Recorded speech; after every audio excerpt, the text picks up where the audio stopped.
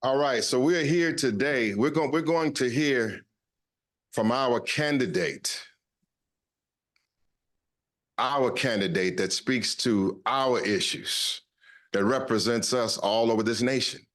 And we have brought some distinguished organizers and leadership around here and around him to let him know that he has our support, and we need his support in this hour. Okay, so once again, we have with presidential candidate Dr. West, we have the Honorable Silas Mohammed, the leader of the Afrodescendant Nation and a longtime pioneer for the teachings and the legacy of the Honorable Elijah Muhammad, a living legend in our midst, the Honorable Silas Mohammed. Let's give our dear apostles, give the dear apostle a round of applause. We have the former national leader of NCOBRA. He's the current leader of Reparations United. He's fighting fiercely all over America, and he's fighting in the United Nations, in Geneva, Switzerland. He's in Africa. He is one of the strongest activists of our time, and he's certainly one of the leading reparations organizers in America. And I speak of our brother Cam Howard, the leader of Reparations United. Take us, there he is, brother Cam Howard. We have here to my right, we have the leader of the National Reparations League. He's a young man. He's a former professional basketball player overseas. I mean, he's 7 feet tall. I mean, I haven't felt this. I have never felt this short since I was in high school, and I was on the basketball team going against big 6'10" Leonard Taylor. But that's another story. But I'm happy to see a man that represents the dedication of athletes to our struggle and is setting an example of what athletes could be and should be doing in our struggle. And he has critical information. He has a reparations report card that he's going to share with us briefly, and we can get back into it. He and I have just returned from walking the halls of Congress, the Rayburn building, the Longworth building, the Russell office building where the congressmen and senators are. And he will tell you himself what we just experienced while walking these halls of Congress, because we have been engaged in lobbying for reparations, lobbying. And it was critical today as we went to Congresswoman Sheila Jackson Lee's office. We went to Congressman Brian Donalds from Florida office. We went to Mitch McConnell's office. Wouldn't you like to have been a fly on the wall to see big, well-dressed Rashad Singleton at 7 feet tall speaking to Mitch McConnell's staff, and how shocked they were to see these strong brothers in there handling our business on Capitol Hill. We'll get to that in a moment. We have the attorney who will be speaking, our attorney who will speak to us on behalf of the Afrodescendant Nation. Her name is Attorney Harriet Abubakar, the Queen Mother of the Afrodescendant Nation and the wife of the Honorable Silas Mohammed, and a longtime human rights pioneer in her own right. Let's give her a round of applause. From the very family of the Honorable Elijah Muhammad, give her a round of applause. And we have a young sister attorney here also who will have some brief remarks in the opening parts. Attorney Reese Everson from the National Reparations League. Let's give her a round of applause. All right, and so the purpose of our forum here is for Dr. Cornell West, our presidential candidate, to give a national policy statement. He's going to give a national policy statement on his campaign and what it means on these critical issues that we're about to discuss today. We've heard and seen Dr. Cornell West on CNN, is that right? Yes. And we've heard of his campaign. Mr. Hassan, I need you double time here, sir, right here. We've heard and seen him around the country, is that right? And we've heard bits and pieces of him, right? But it's time now that this candidate, and I want to say our candidate, I will say my candidate, and I'll tell you that and why in a moment, but we want to hear his official positions on critical issues that are on the table in this hour, critical issues. And those critical issues are United States foreign policy, United States foreign policy, United States foreign policy on the war against Gaza, what they call in the war in Gaza. We want to know specifically, what does presidential candidate Cornell West, what is his stance on U.S. foreign policy in Gaza? What is his stance on the uprising? Now y'all gonna get still in here one last time. We want reparations, is that right? What do we want? And when do we want it? What do we want? And when do we want it? Our candidate today is going to speak to us clearly on United States foreign policy. He's going to speak clearly to us today on United States obligations for human rights under treaties and conventions, and that it is signed at conventions, and what obligations the United States supposedly has towards human rights in this country and in this world. We're going to hear today Cornell West's position on the student uprising. We want to know, what is his position on the uprising? We want to know this. Is Mr. Abdullah ready? Yes or no, fast. Yes or no? She's not ready to speak, but she is in the chat. She's in the room. Okay, fine. As long as she's in the room and we're ready. Okay. Okay, let's cue her up. When she's queued up, raise your hand, because we'll stop the program and go right to her. Here she is. Okay, so sisters and brothers, what I'm going to do right now is make way for the vice presidential candidate of Dr. Cornell West. And we want to pay careful attention to this woman and this Black woman here right now. Her name is Professor Melina Abdullah. Professor Melina Abdullah is the national leader of Black Lives Matter, the grassroots operation with chapters all over this country. She is perhaps the perennial and the leading activist against police brutality and the Black Lives Matter movement anywhere in the country. Make no mistake about it, that she is the only Muslim vice presidential candidate, or the only Muslim ever to appear on a presidential ticket in the history of the United States of America. And Dr. Cornell West picked her as his vice presidential candidate.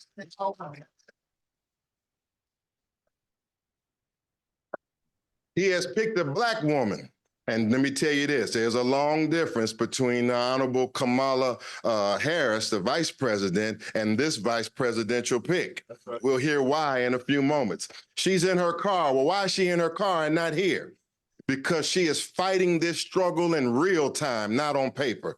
She is about to head into a trial against the Los Angeles Police Department. She's been on trial for a week and has to appear before a judge right now, because the police had attacked her home and her case has gone to trial and she's fighting in court. She has been fighting on the front lines with the student organizers at UCLA and USC when the police attack and the students arrested. I want you to hear right now, bring her back. I want you to hear right now from who we want to be the next vice president of the United States of America, a woman of truth and justice in the mold of Harriet Tubman and Sojourner Truth and Angela Davis and all of the other greats that have come before us. Please welcome and receive the Honorable Vice Presidential Candidate Melina Abdullah. Please give her a strong round of applause.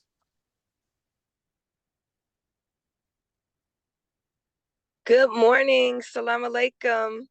Can you all hear me? Yes. Great, great. I'm so honored to be with you all this morning. Brother Malik Zulu Shabazz, it's a blessing and an honor to be with you, even though it's only virtually. Malik Zulu Shabazz and I go all the way back to our Howard University days, and I'm grateful to still be in righteous struggle alongside him as we talk about ending police brutality, ending the terror of police on our folks. Most recently, Black Lives Matter Grassroots was honored to work alongside and continues to work alongside Attorney Shabazz around holding police in Mississippi accountable with the prosecution of those goon squad members, those white police officers who've been terrorizing Black community in Mississippi for generations. And we won a historic victory getting them convicted. And now we're working on ousting the sheriff there and doing additional work in Mississippi with Black Lives Matter Grassroots Mississippi. It's again also my deepest honor to be named as the vice presidential pick for Dr. Cornell West. And Attorney Shabazz and I can both attest to how influential Dr. West has been on our lives, on my life as a scholar, as an undergrad at Howard University, is when I first came in contact with Dr. West, was deeply, deeply inspired by his work. At that point, Race Matters had just been released, and it was hugely influential on my work as a scholar as I went on to graduate school at University of Southern California and earned a PhD, really studying Black politics and Black power. I wish I were there with you in person, but as Attorney Shabazz shared, I'm sitting in my car outside the courthouse in Los Angeles. We're in our second week of trial. It looked like for a moment we were going to be able to get a break today and I was going to be able to be with you in person. But unfortunately, I have to be in court today. My child takes the stand today. As we hold police accountable, LAPD swatted my home 3 times in 2020 and 2021.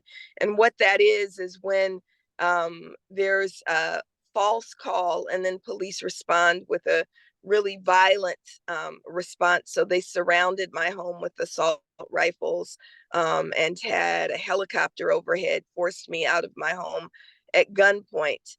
And all the time they knew that it was a false call. So it was meant to instill terror in the lives of myself and my children. And so we're saying they don't get away with that they don't get to retaliate against us simply because they don't like that we're doing work to hold them accountable. And so this lawsuit is in the name of Michael Zinzin, is in the name of so many others who police attempt to terrorize and silence. We will not be silenced. And so that's what this trial is about. Of course, I wish I were with you in person. Again, it's my great honor to be the vice presidential candidate alongside Cornell West. I never anticipated ever running for office. But Dr. West is such an inspiration, and we want to encourage you all to understand that it's not just who he is as a philosopher, who he is as one of the greatest minds of our generation. It's not just what he thinks about and writes about, it's what he stands for. And so I'm so proud of our policy pillars, which are available at cornellwest2024.com, cornellwest2024.com. It is what this campaign is about, is really understanding that the world as it's presented to us doesn't have to be the world that we accept. We don't even have to accept what they tell us our choices are, right? So the powers that be, white supremacist, patriarchal, heteronormative capitalism tells us that the only choices that we have are between the embodiment of evil. That's what Donald Trump represents. He is the embodiment of evil. And then Joe Biden, who my children and others call Genocide Joe, is funding and fueling a genocide, killing tens of thousands of people in the immediate and, hundreds of thousands of people in the long term. And we will not say that we're casting our ballots for either of them. And what this campaign is about saying we can choose something different. So we choose truth, justice, and love. Truth, justice, and love.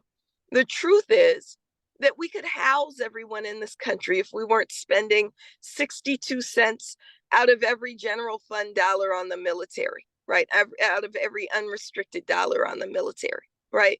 We could house everyone. We could have free higher education for all if we weren't spending our dollars on genocide. And so this campaign is about saying, what if we recaptured the resources that we had and used it for the benefit of our people?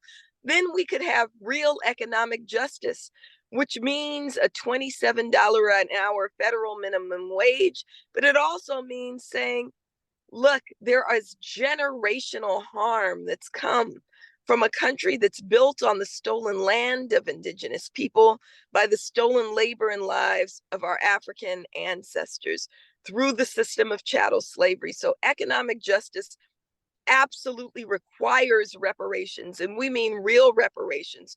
We mean, yes, the truth of telling how this country was built, but also we mean economic justice in the sense that if you stole, which they did, the resources that came from our forebears, then those goods have to be returned. Those resources have to be returned in the form of reparations. And so we mean real reparations. And I believe we're the only presidential ticket to say that we want real reparations. And under a West Abdullah presidency, we will have real reparations. We want to applaud the phenomenal work of Malik Zulu Shabazz and Afrodescendant Nation. Black Lives Matter Grassroots has joined the many days long reparations conference, National Reparations Conference, that's just wrapping up there in Washington, D.C., which we believe is just a beautiful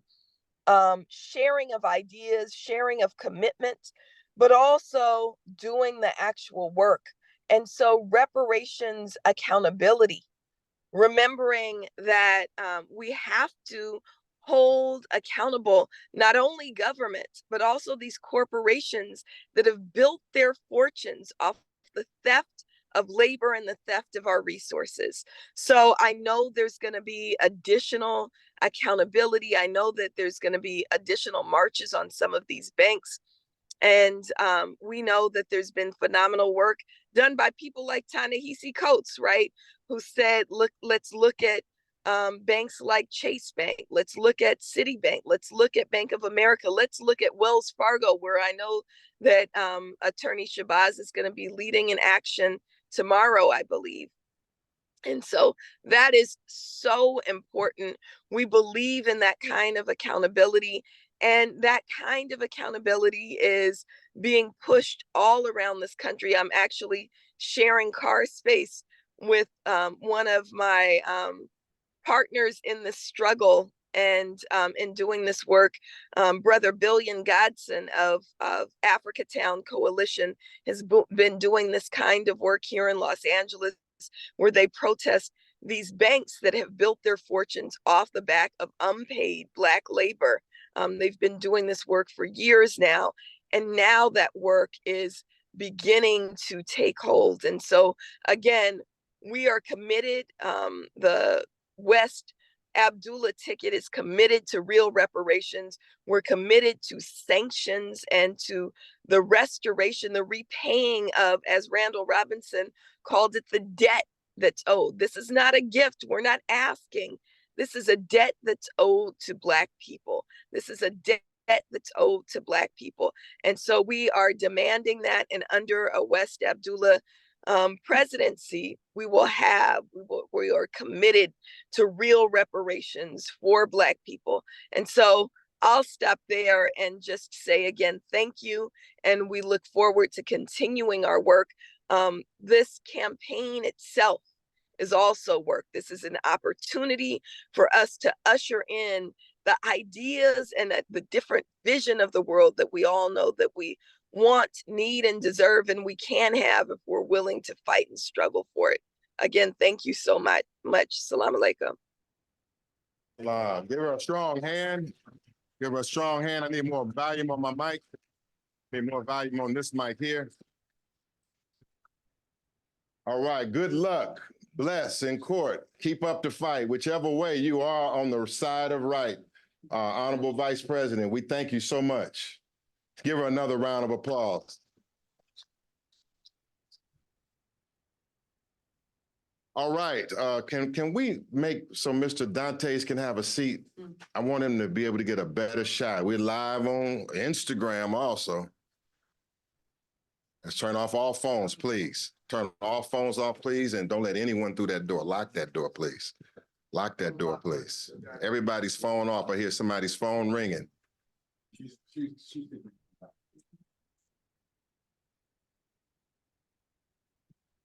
All right, we packed in here. Give yourself a round of applause. Once again, we're here for a national policy speech from presidential candidate Cornell West, who is a lifetime struggler and legend in our community. We have a few pre-statements, brief statements from other leaders here. Then we're going to bring Dr. West on, and then we'll engage in a dialogue afterwards. But we are here to hear the man that is carrying our cause in this hour, carrying my cause and your cause in this hour. So what I'm going to do right now is to bring on a man from the Earn the Black Vote campaign. All right. He says, earn the Black vote. And we have a lot of questions about whether our vote is being taken for granted. We have a lot of questions about whether the Black vote is being used and abused by both political parties. There's a lot of questions about Dr. West. Is he going to take votes from the Democratic Party or the Republican Party, or why is he in the race?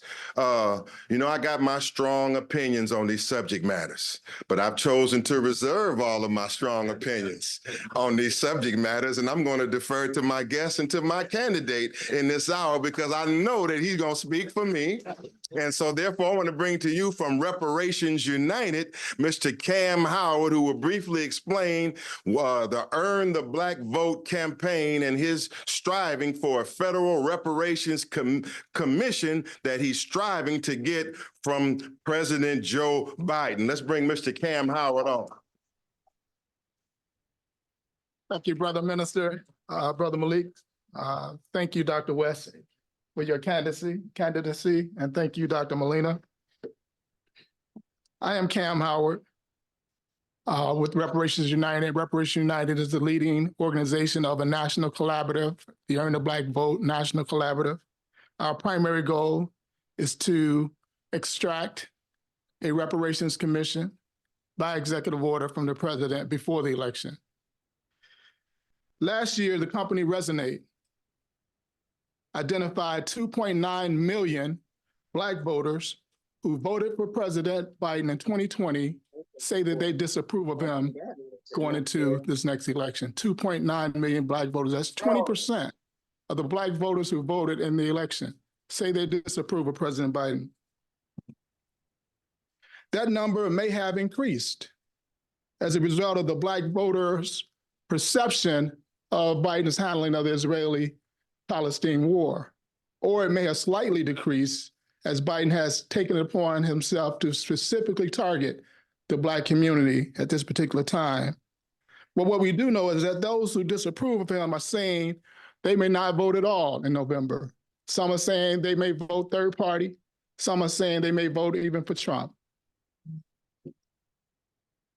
Those who are looking at a possible third party are overwhelmingly saying they're looking at Dr. West. That's right. And Dr. Melina. Those disapproving Black voters are saying that the Black vote in fact, must be earned. They're tired of being taken for granted, our votes being taken for granted.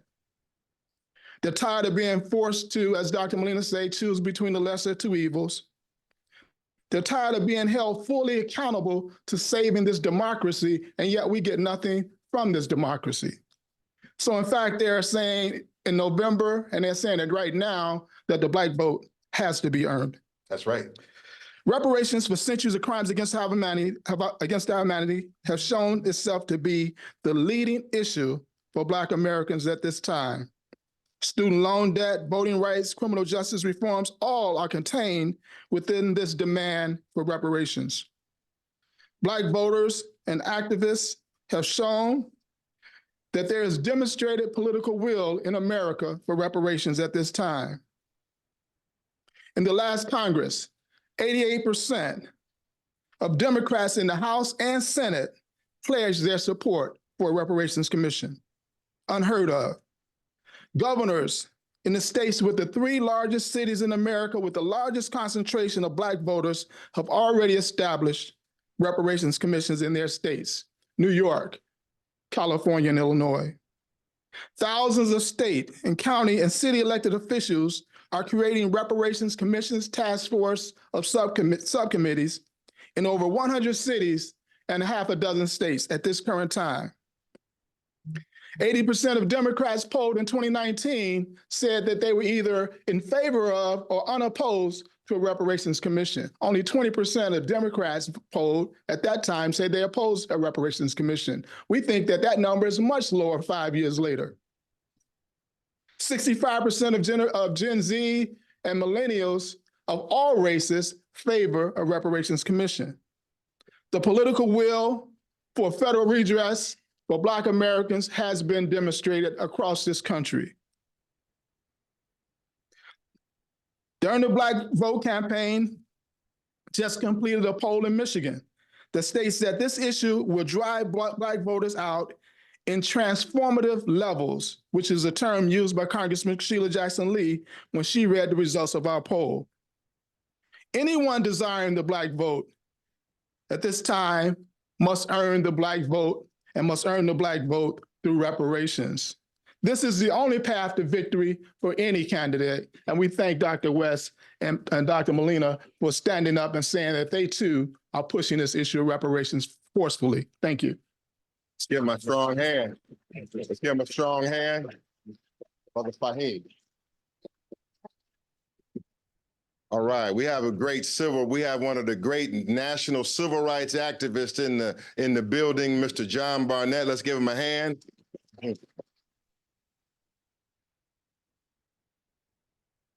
All right. Okay, next up, as we push through so we can hear from Dr. So we can push through and hear from Dr. West. I want you to hear from a former professional basketball player who, as the leader of the National Reparations League, who was a co-sponsor of this weekend's great National Reparations Convention. This is the 4th day of our convention. Let's give the convention a strong hand.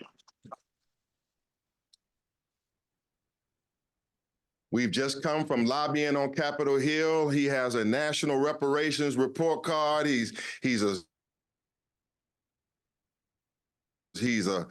a strong Black man, about 7 feet tall.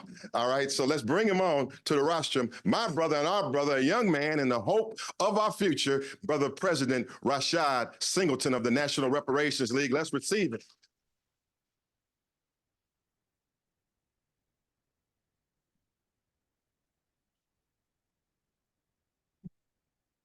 Greetings, everyone. Greetings.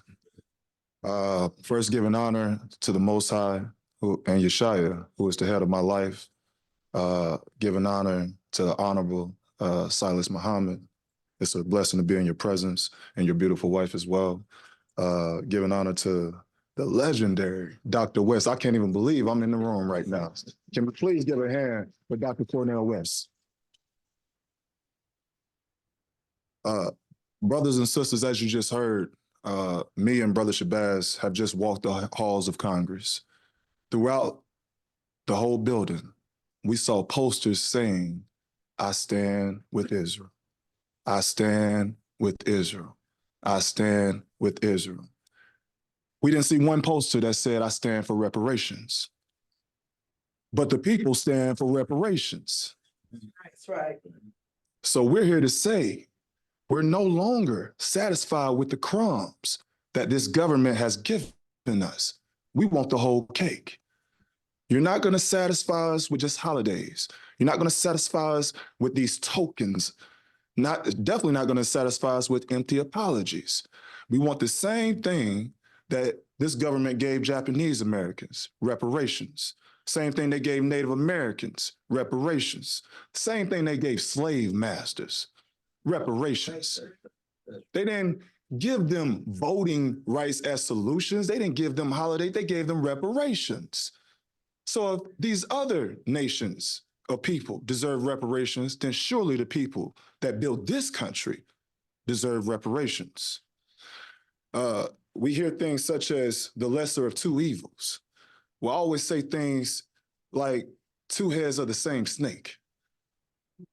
And if you take the body of a snake and you spread it with two heads, ain't you gonna get bit if you move to the right, and you gonna get bit if you move to the left?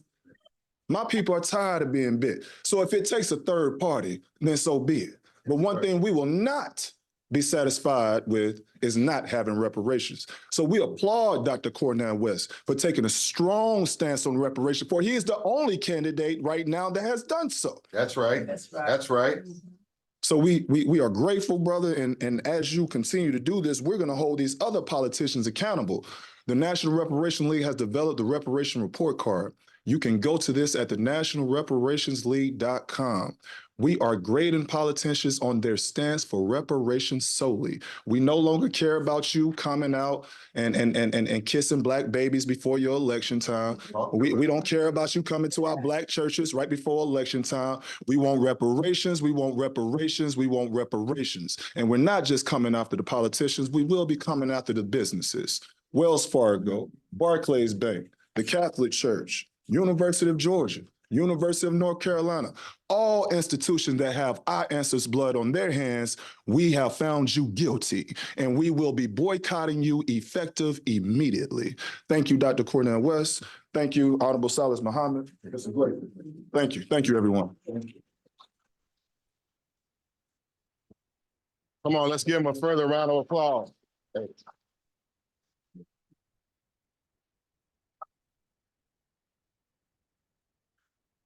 right. I tell him to keep standing, because when they see him standing, he makes more men want to stand. That's right. All right? You can do better than that.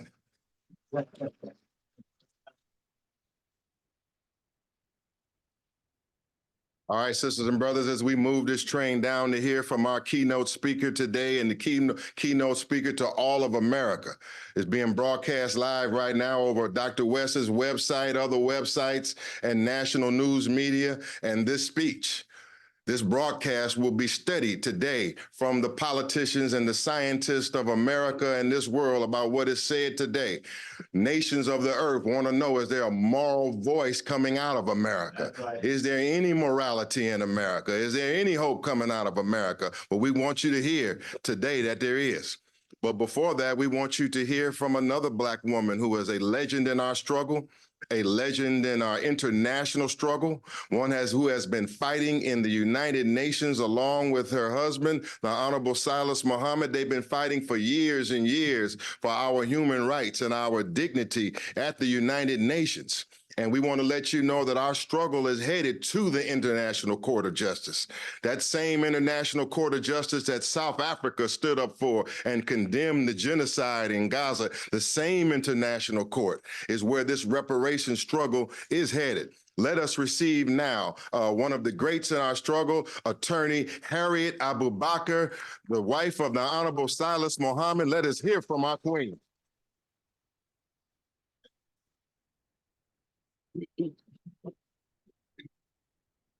Greetings to all of our listening audience and to everyone present here today. I am representing my husband, the Honorable Silas Muhammad, but I'm also representing the Honorable Elijah Muhammad. And in that, In that, since I was a little teenager, he took me under his wing. I had lost my parents, and he helped finish raising me up. So all of my life, I have been in this fight, and I am in this fight for the right reason. Today, we are coming together, and we are honoring Cornell West for having the courage to step out there and face this mighty foe that we're all against. And he has what it takes to do it, and he's going to do it.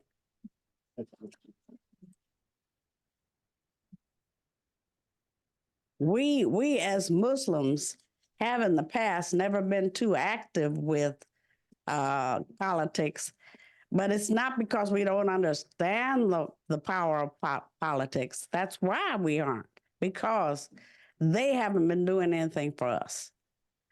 And they haven't been doing anything for Black people. So why waste a vote on white people that are pushing their own agenda and never considering us? So now times have been a changing. And we're not dealing with the same America that we were dealing with before. Now, you're going to have to represent us all. We understand that. But it's our turn now. You can feel it in there, can't you? Yes, ma'am. Yes, ma'am. This is our turn, and what we want is reparations. And we have been more than patient in getting our reparations. So we have had books galore written on why we should be paid reparations. All of the legal and not legal reasons have been given to the world as to why we need our reparations paid. We've got to close that wealth gap. That's the main thing between us. And then go for self and do something that we as Black people want to do for Black people. And we can do that. We have the ability. Anybody with the fortitude to survive what our people have gone through for 500 years. Yes, ma'am. Certainly has what it takes to build our own nation. Now, some of us are going to want to stay here in America. We built this so and so, and we're going to stay here and enjoy some of it. That's your choice. If you want to leave because you're sick and tired of being held back, because stay here or not, you're going to be held back. You know that. All right. That's your choice.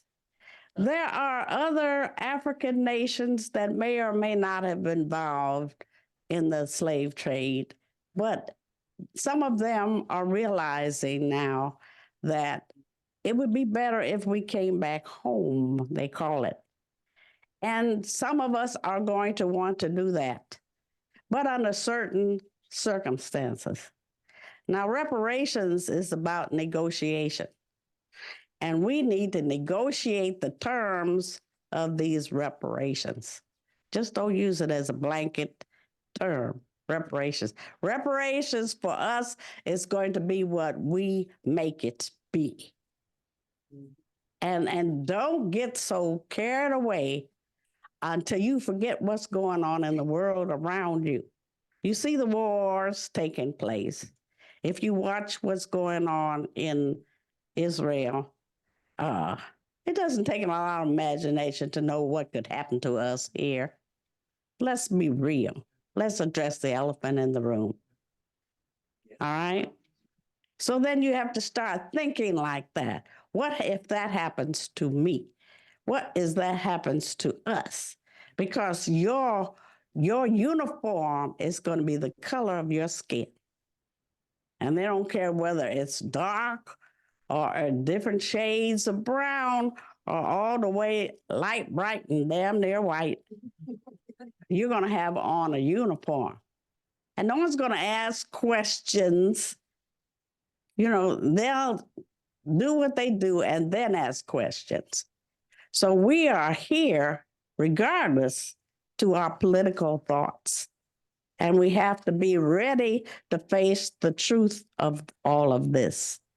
So I'm speaking on behalf of Afro-descendant nations because we've always been warriors. I pledged my life for this cause. We all have pledged our life for this cause. Yes, ma'am. And whether you pledge it or not, you might have to give it up. So why not go all the way? Why not? Thank you.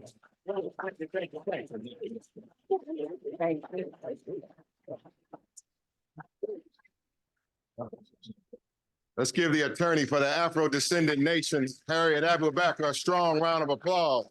Give it to her, please. Here at the National Press Club on behalf of the Afro-Descendant Nation. All right, we're getting ready now. Okay, just so formally, my name is Brother Attorney Malik Shabazz. I'm here representing as the National President of Black Lawyers for Justice, that great legal organization that is fighting police brutality on behalf of our people all over the country. Please do not open that door again. Now, one more time. We got to act like it if we understand up in here. Sorry about that.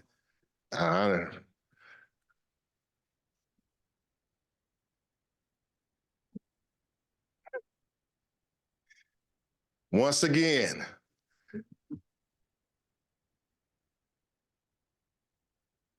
brother, can you stand on the outside of that door and don't let nobody in that door, please? Okay, thank you so much. Bear with us. We rocking through this. Again, my name is Brother Attorney Malik Shabazz.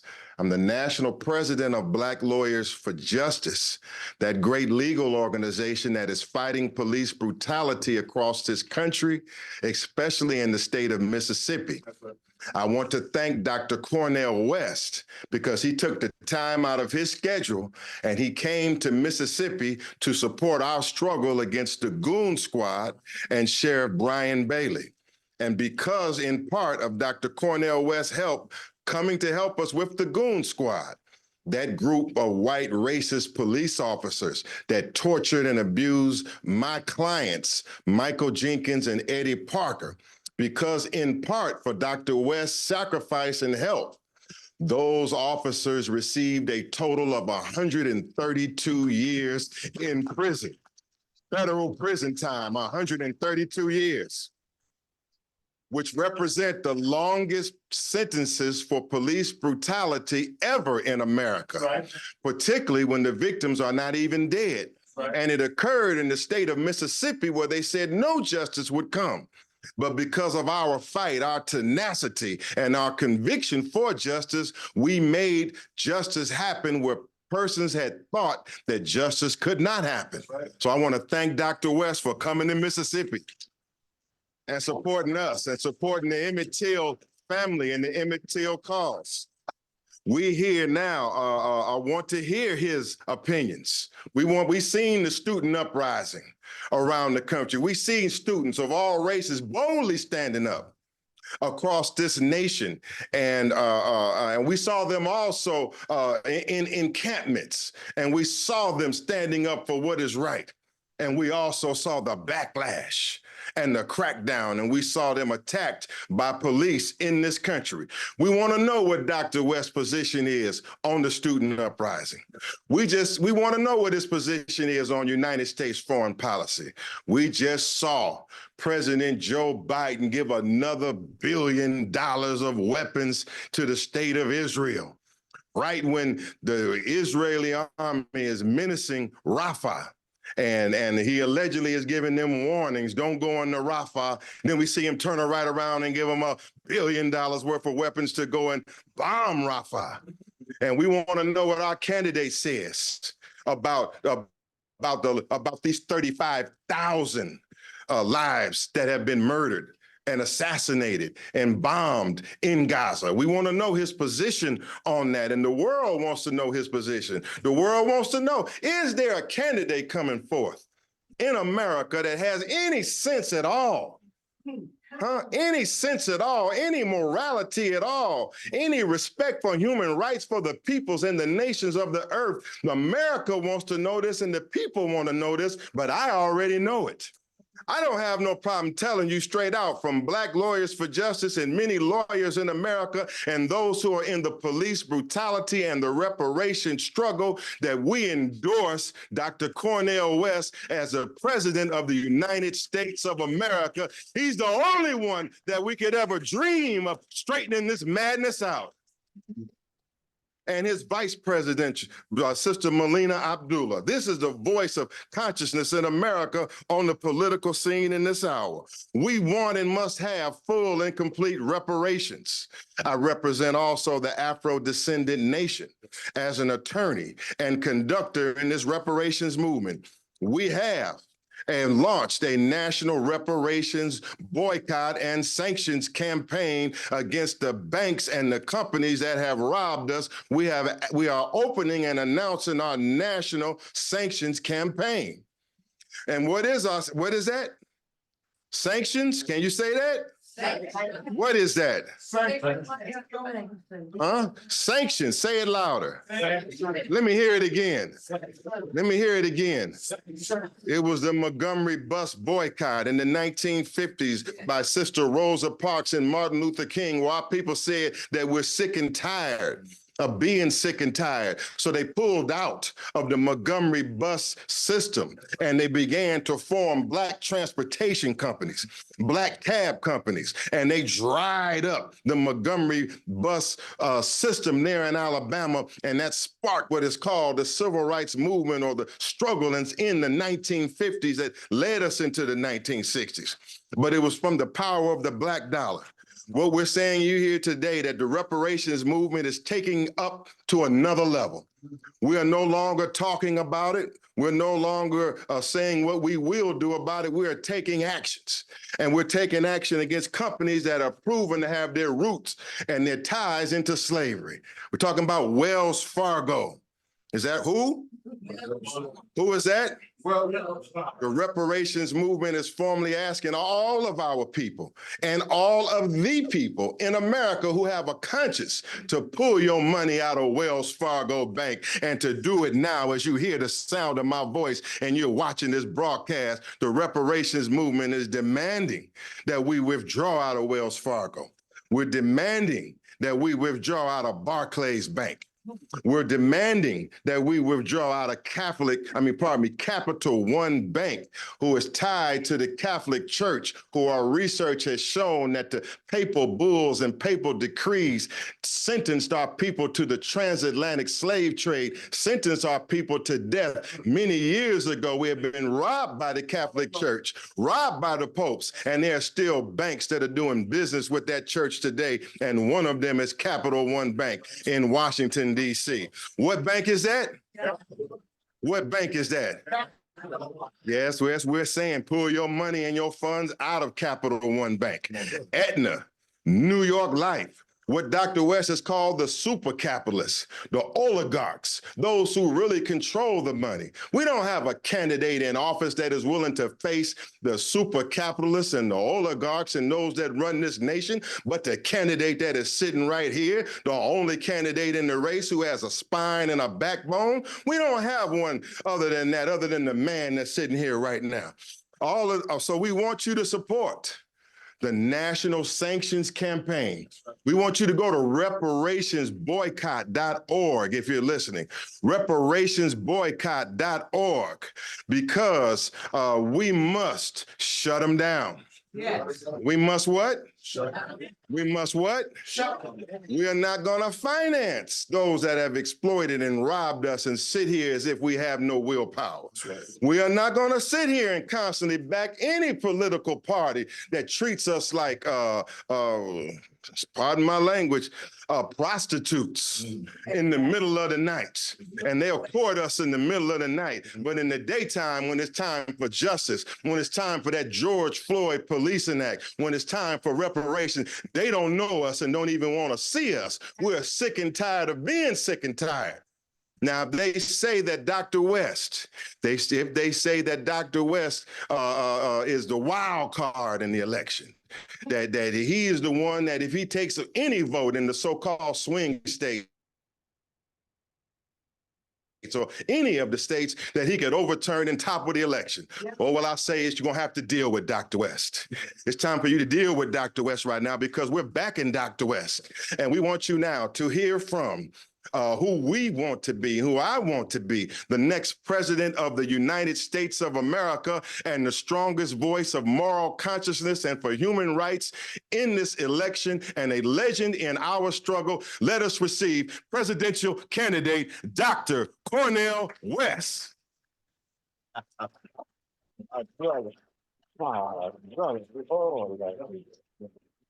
on, give it to him. Oh, what a blessing, what an honor, what a privilege. Oh, yes, no, indeed, indeed. I tell you, I wouldn't want to be in any other place than right here in the National Press Club.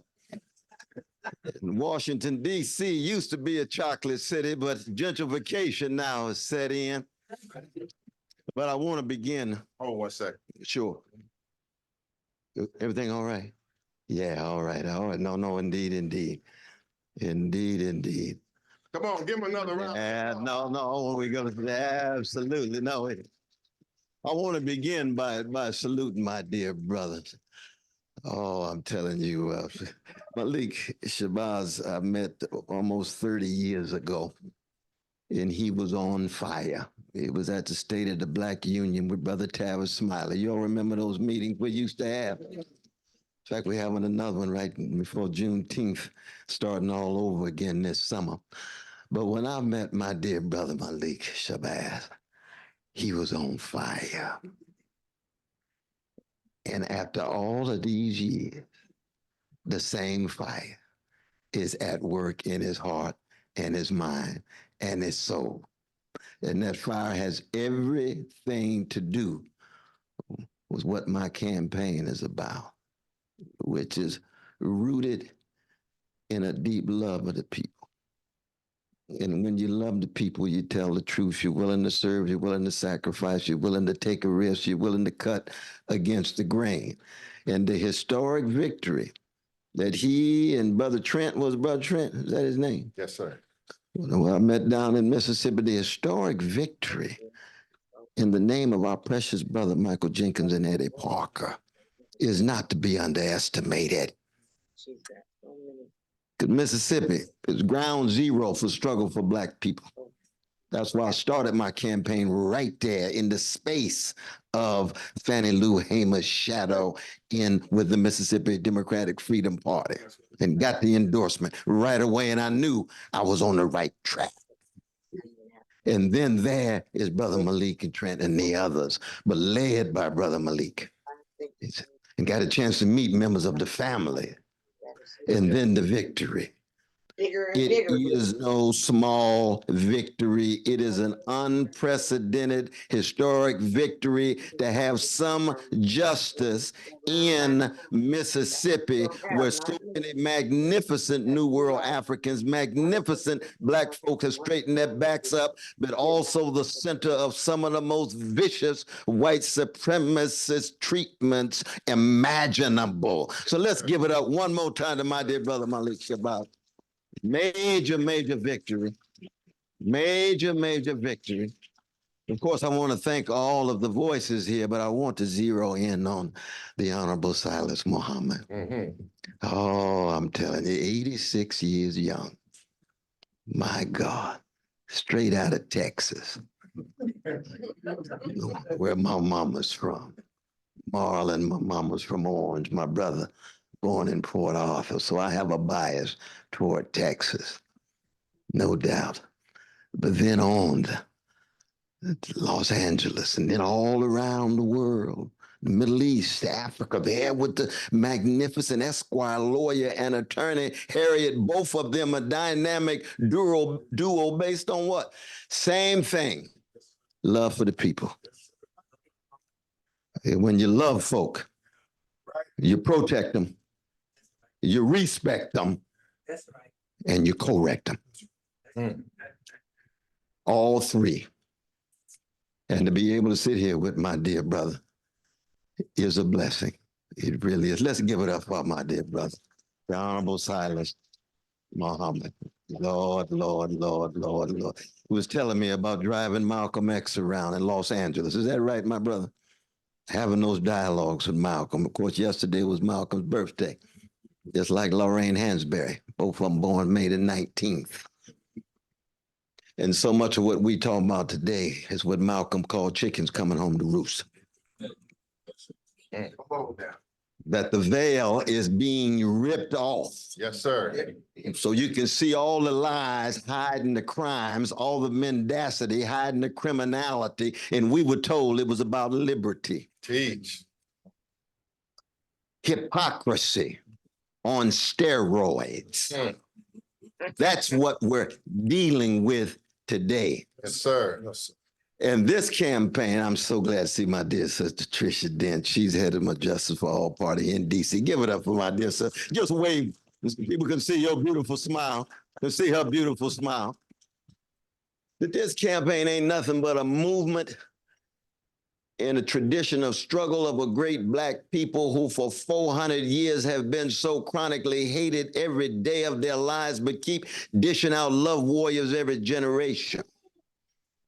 It's about love supreme of John Coltrane. It's about love and need of love of Stevie Wonder. Those are not just songs, those are love warriors.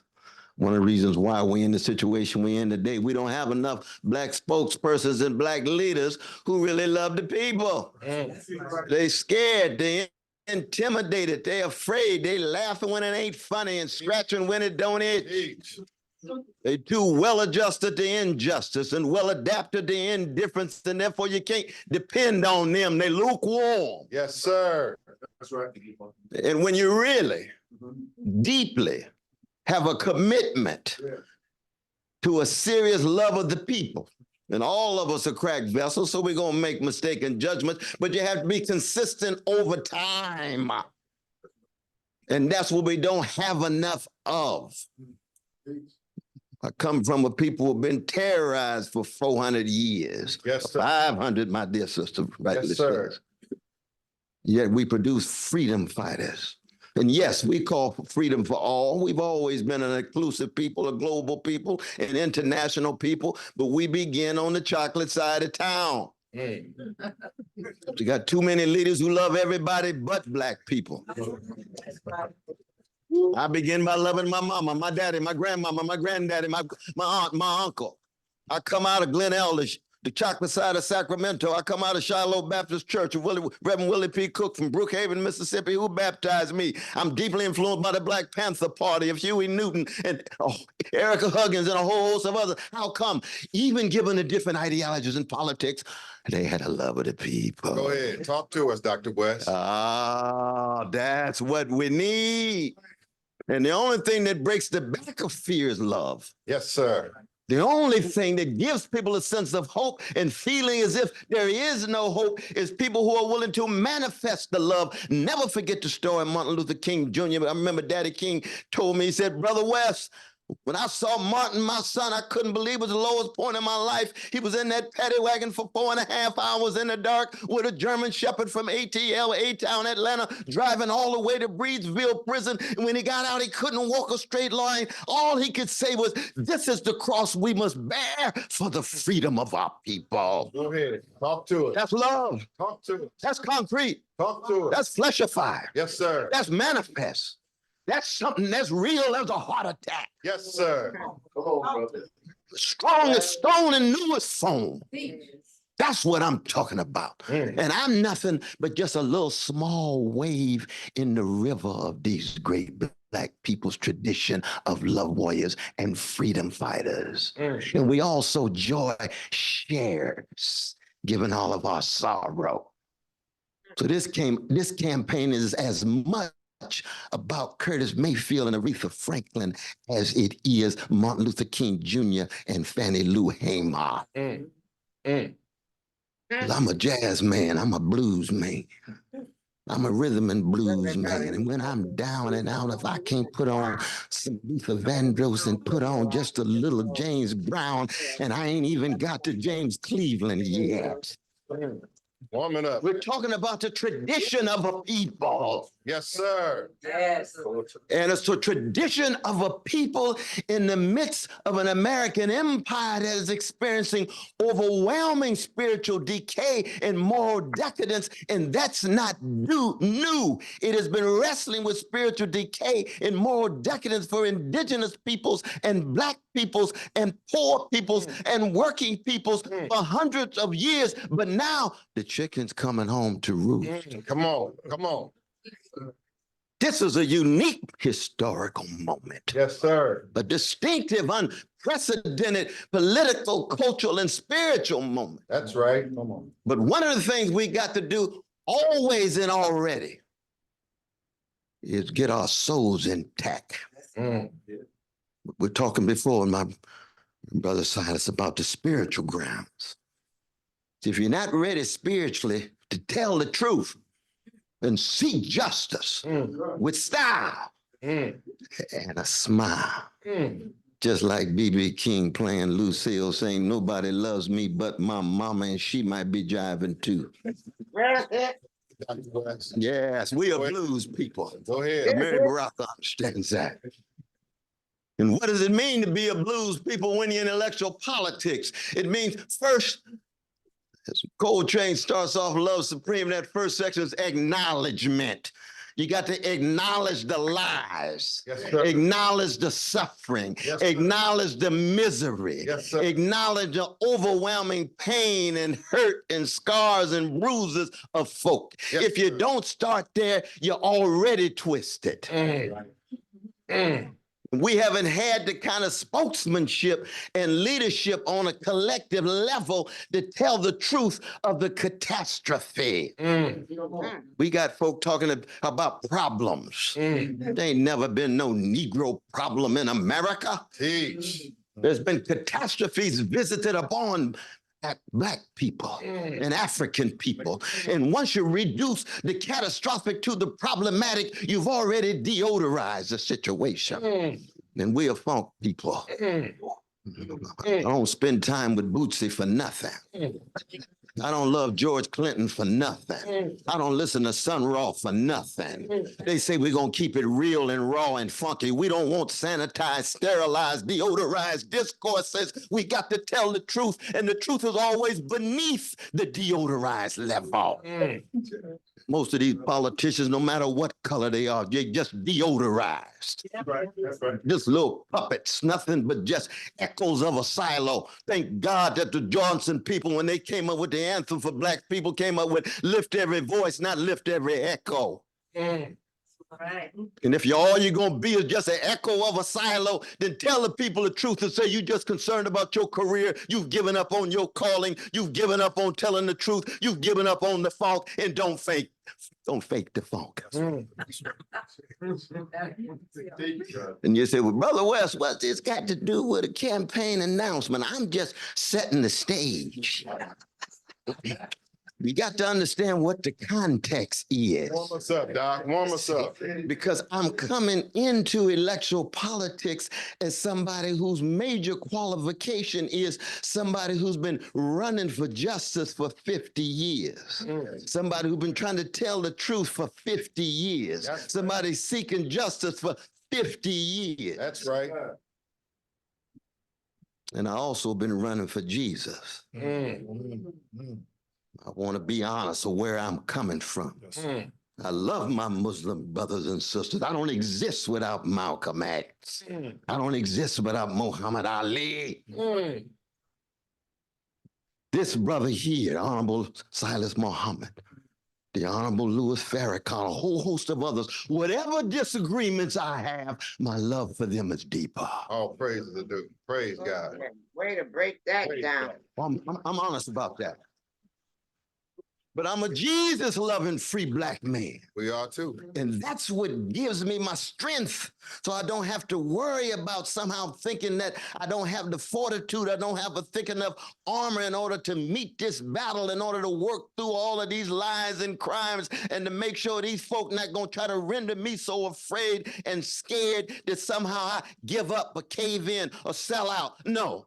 No, no, no. I'll be a dead man. I'd rather be a corpse than a coward. True.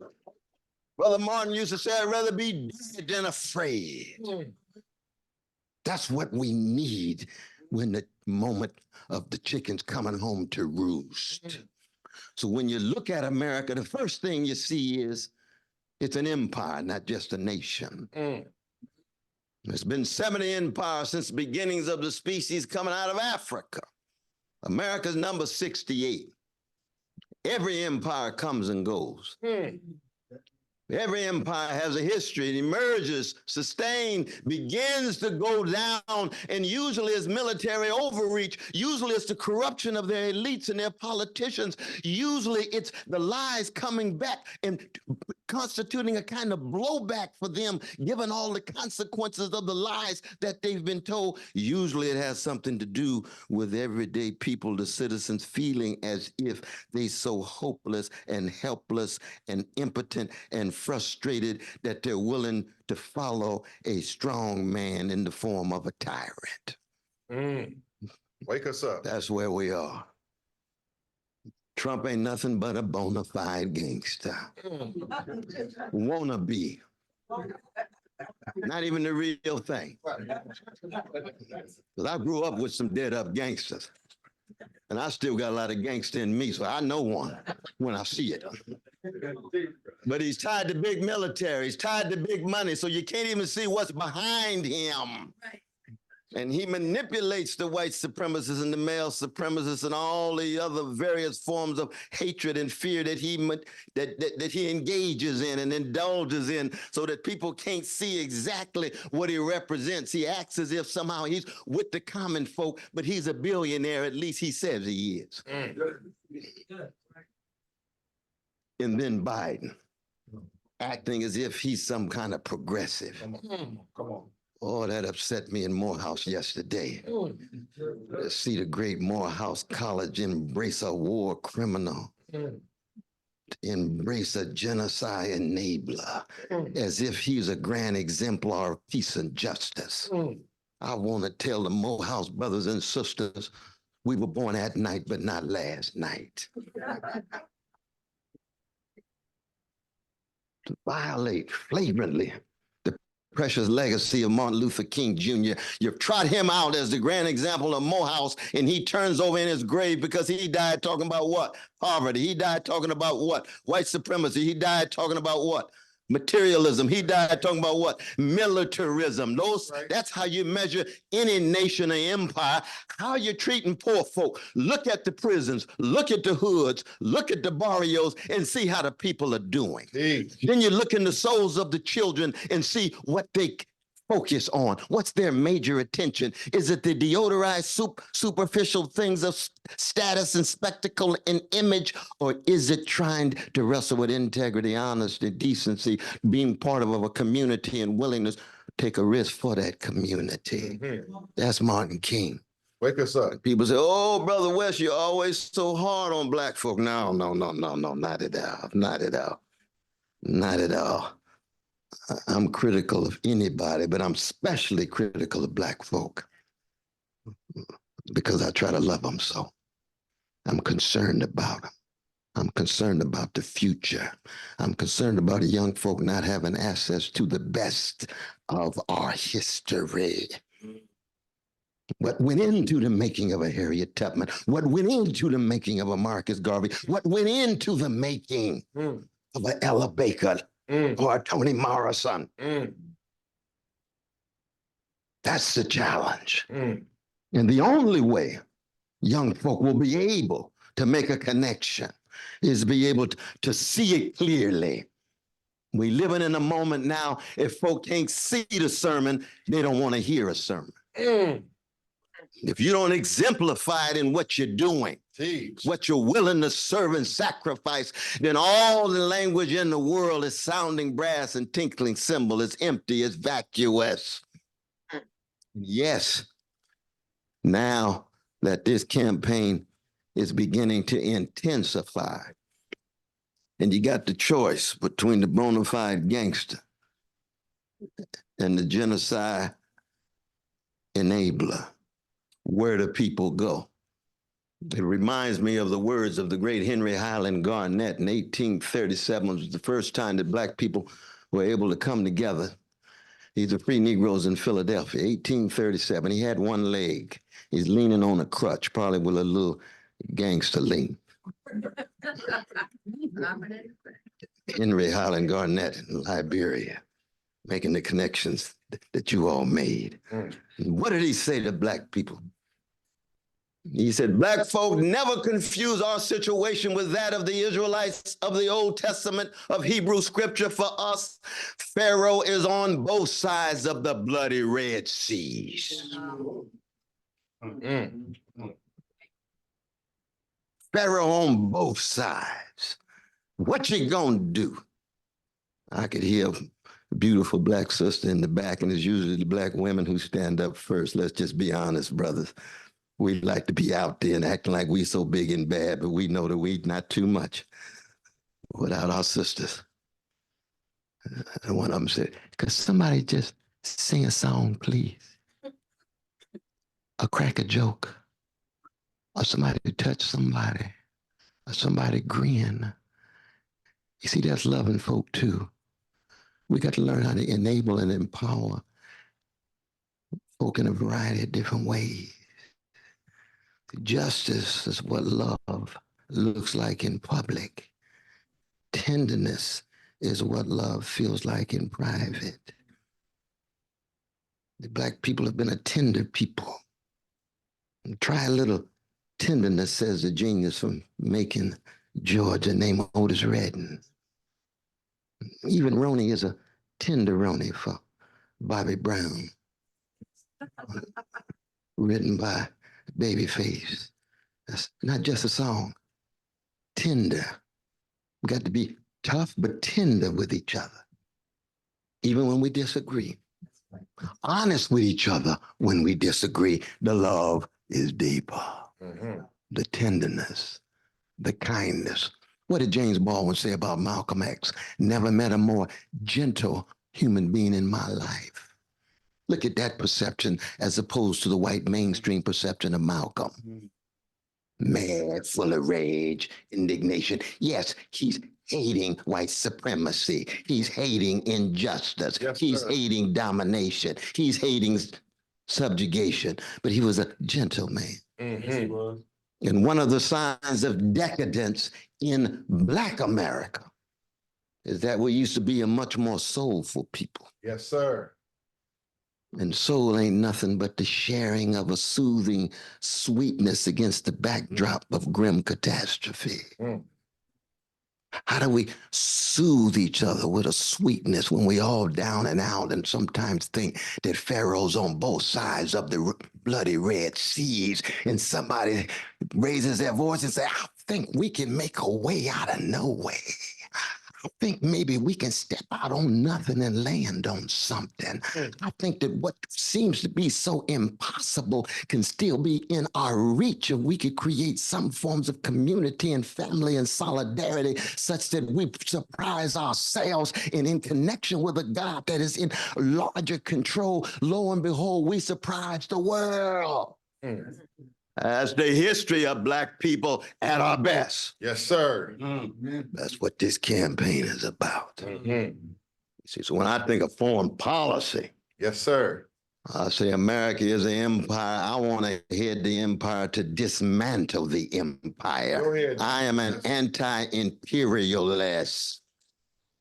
What does it mean to dismantle the empire when 62 Cent, my dear, magnificent vice presidential candidate and sister and comrade and fellow intellectual, Dr. Melina Abdullah, put it so well, the 62 cents that goes to the military for every dollar. So when it comes to war, we can find trillions and trillions and trillions of dollars when it comes to healthcare, when it comes to schools, when it comes to safe neighborhoods, when it comes to education, we can't find a penny. That's warped priorities. Yes, sir. It shows that we living in an empire where 1% of the population own 90% of the wealth. 3 individuals have wealth equivalent to 50% of the citizens in the country. 160 million people have wealth equivalent to 3 people. That's spiritually sick. Yes, sir.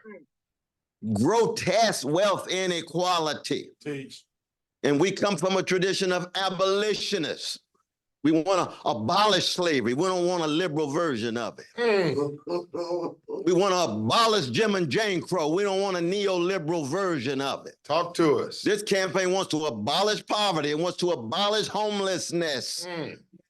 Nobody ought to be poor in the richest nation in the history of the world. Most of the money is going in the military. We got to massively disinvest 800 military units around the world, 130 special operations in 130 nations. And all we have to do is look. Lay it out. The Congo, look at Haiti. We're going to get to Gaza. But it's not just there. It's all around the world. They call it full spectrum dominance. Broader than Rome, more extensive than the British Empire. Yes, That's what the American Empire brags on, even as it is imploding this very moment. They call it polarization, and I call it gangsterization. It's not just polarization. It's the gangsterization of the country. More and more people don't trust anybody. More and more people willing to grab for their gun in any moment of conflict. That has much to do with the gun violence, not just in the country as a whole, but within the Black community. Because if you believe you can militarize the world, then that comes home and you end up militarizing your own society. I have traveled all across the nation. I go to elementary schools. They got more police than they have nurses and counselors. That's a militarized school. Talk to us. You teaching young folk. Talk to us. You have conflict, go to Miller. Oh, yes, that's what the nation does in the world. That's what it is at home. That's spiritual decay. That's moral decadence.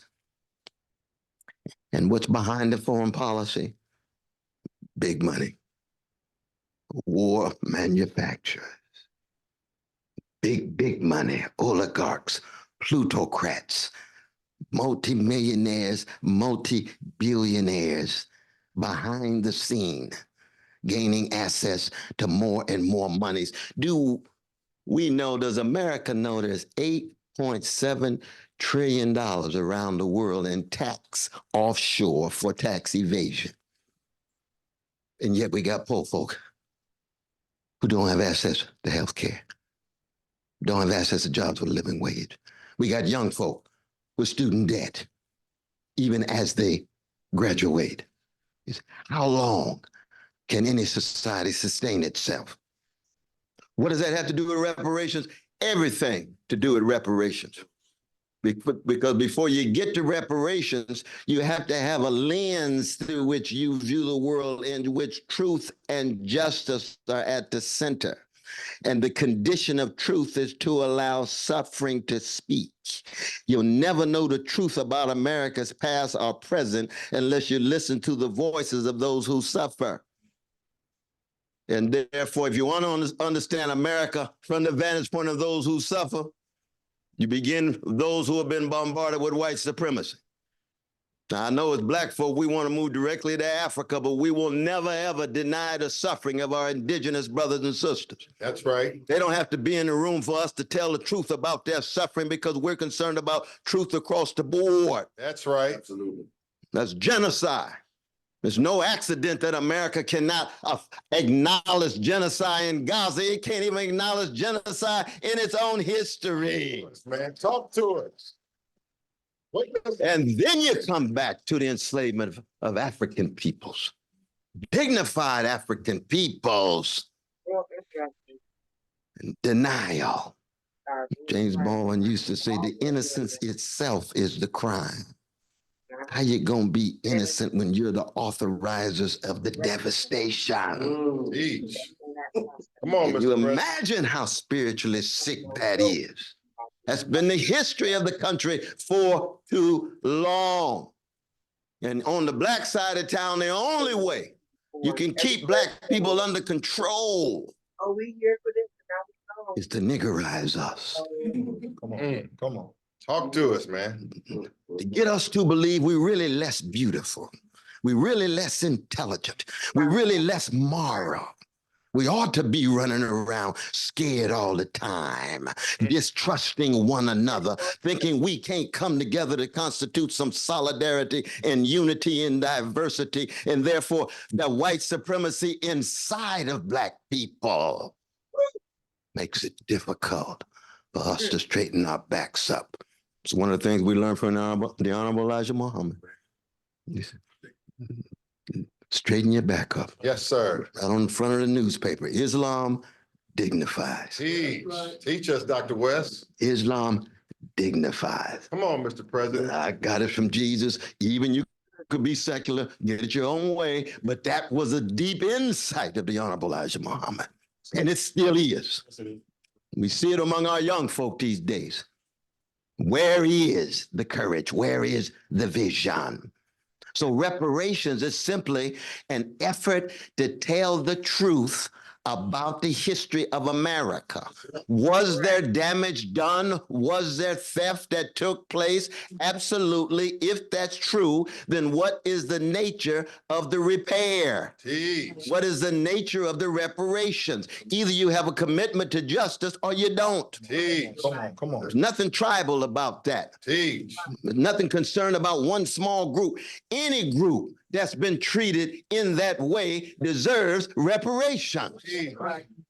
Then why is it that when Black folk make the demand, somehow it is off the chart, somehow it's not on the table, partly because we haven't been strong enough and unified enough to make the demand strong. Correct. I recall when William O. Patterson and Paul Robeson and W.B. Du Bois went to the United Nations in 1951 and said what? We charge genocide. Teach. We charge genocide, very much like our two dynamic duo traveling the world. Brother Najee, you know what I'm talking about with this beloved dog. You know what I'm talking about, my brother, straight out of Arkansas. And you go to the World Court and you say what? We make a demand of justice. That's what reparations is. It's a demand of justice. And one of the fundamental commitments of this campaign is to have justice across the board. Now, I believe that as citizens, no matter what color you are, you ought to have access to free education, free Medicare. You ought to have access to a job with a living wage, and no one ought to fall below a certain basic income. But reparations for Black people is in addition to that, because our plight and predicament has been that of sub-citizens, non-citizens, based on other folk arriving immediately and becoming citizens from Europe. That's the history that needs to be told. That's the kind of vision that this campaign is fundamentally all about. Now, I know I've gone on long, and you all been very, very patient in this regard. But let me end on this note, that even though this is an unprecedented moment, you got a whole lot of people out there that are deeply confused.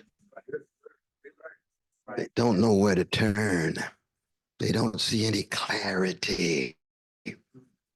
And it's partly because people so often are speaking out of so many different sides of their mouths. Because see, when you're an echo of a silo, you can say one thing on Monday, something else on Wednesday, forgot what you said on Friday, and act as if you're consistent. I give you a good example of that in regard to Biden. Biden said the other night in Detroit, he's sitting in front of all these beautiful Black folk in Motown. And he says,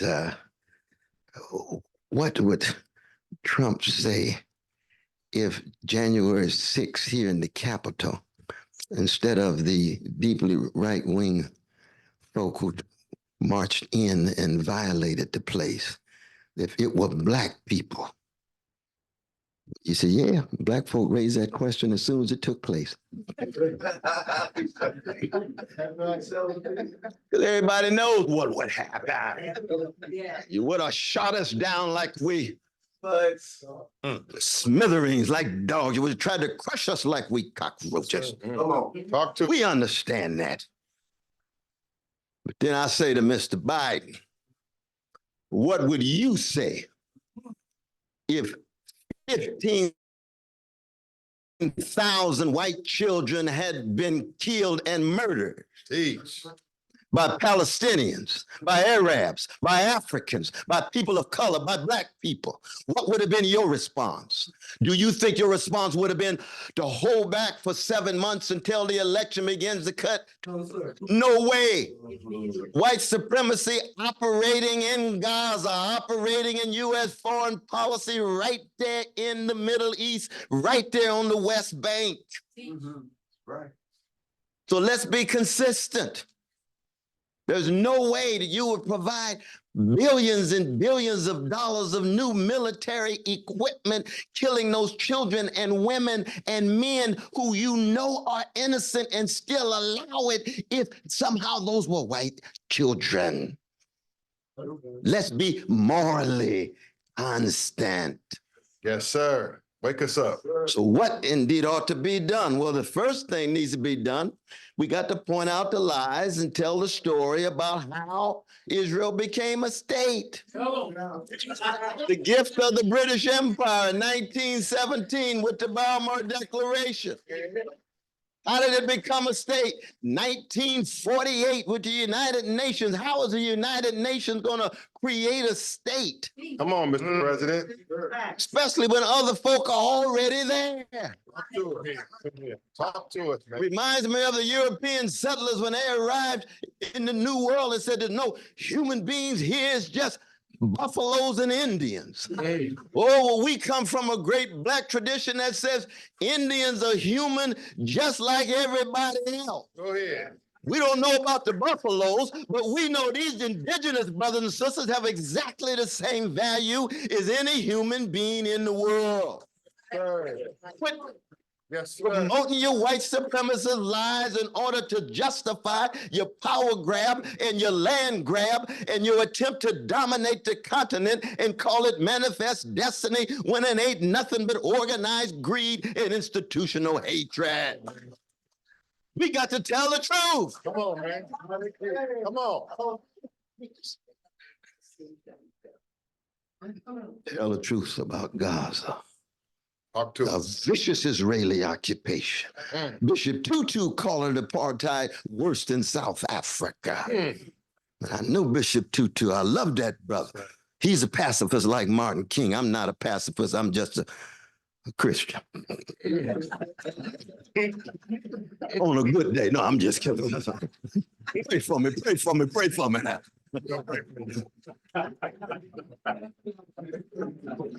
But you know what apartheid means? It means that terrorism is institutionalized every day, just like it's been for black people.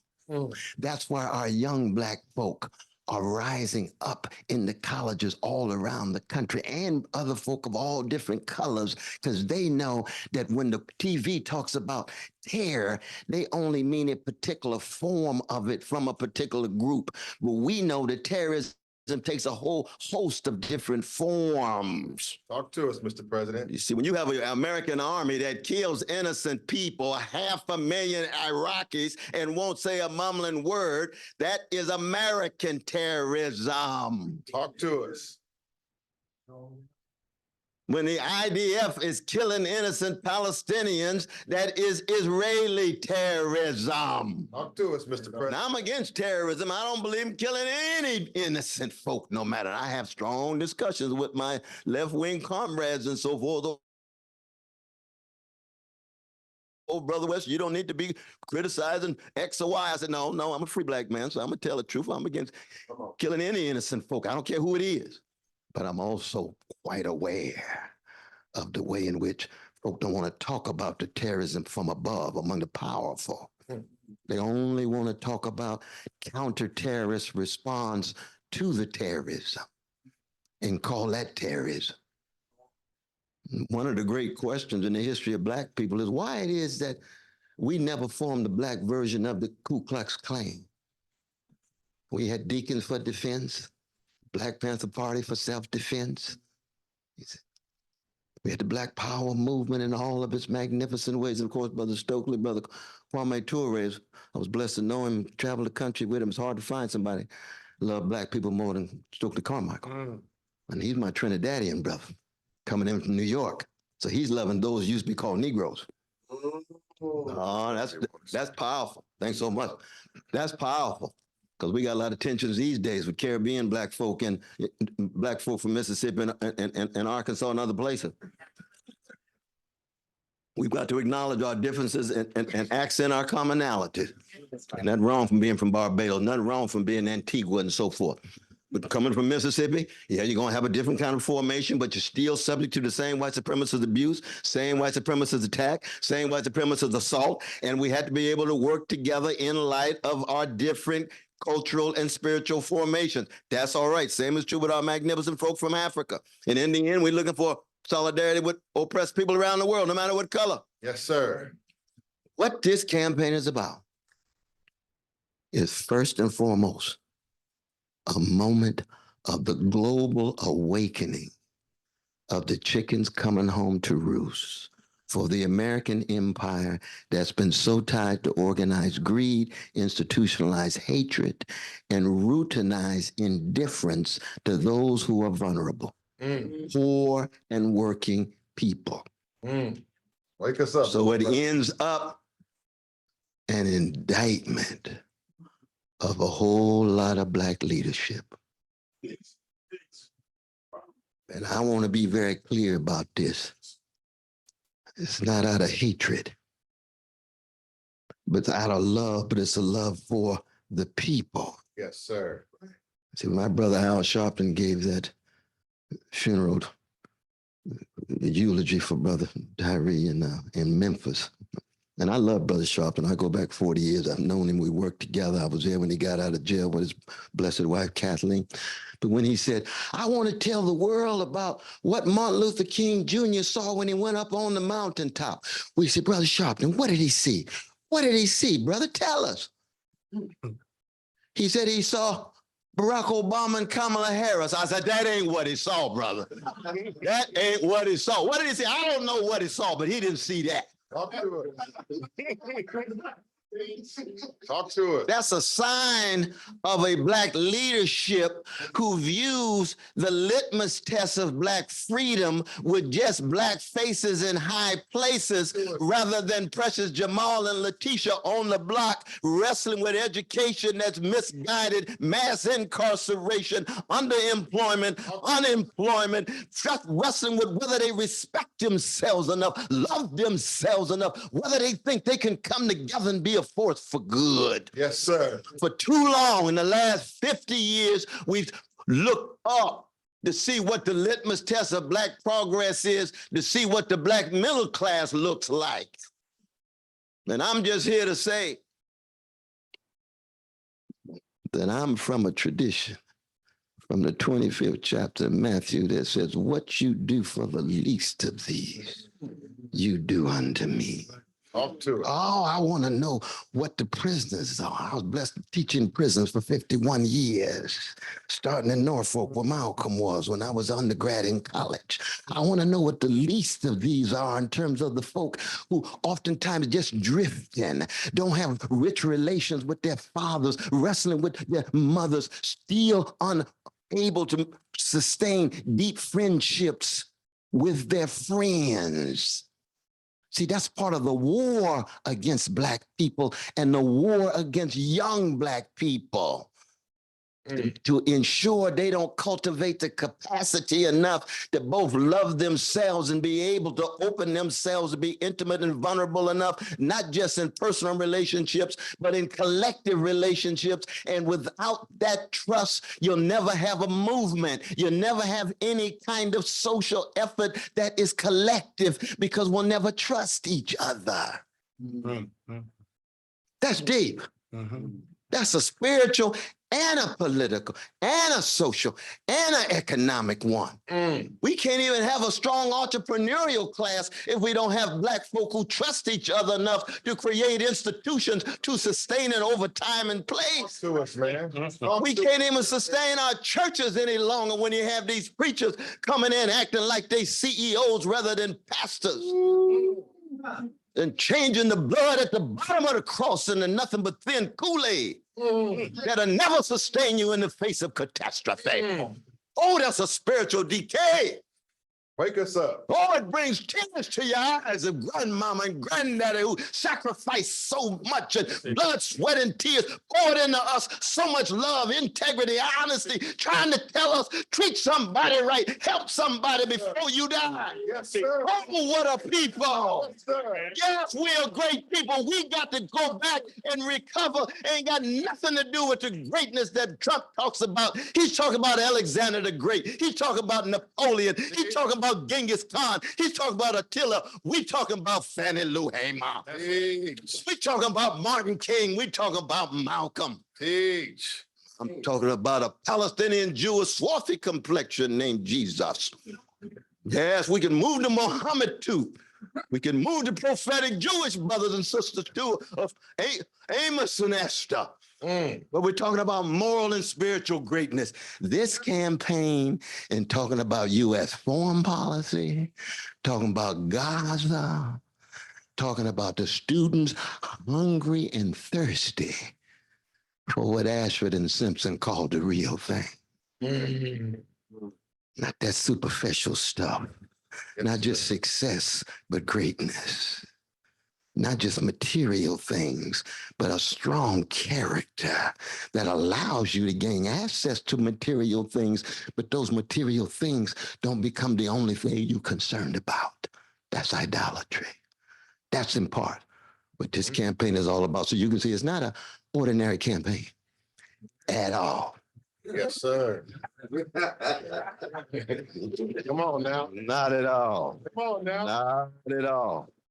And only because I don't come from an ordinary tradition. I don't come from an ordinary people. I come from a great tradition, a great people willing to tell the truth, seek justice, and in the end, pay whatever cost it is, because as my dear sister, Dr. Abdullah said, it's in part a debt. But I know I have a debt to my mother and father and granddaddy and grandmama I can never, ever repay. Never. And I will always fall short. I'll never be the human being that they were. But at least part of their afterlife is at work in my life.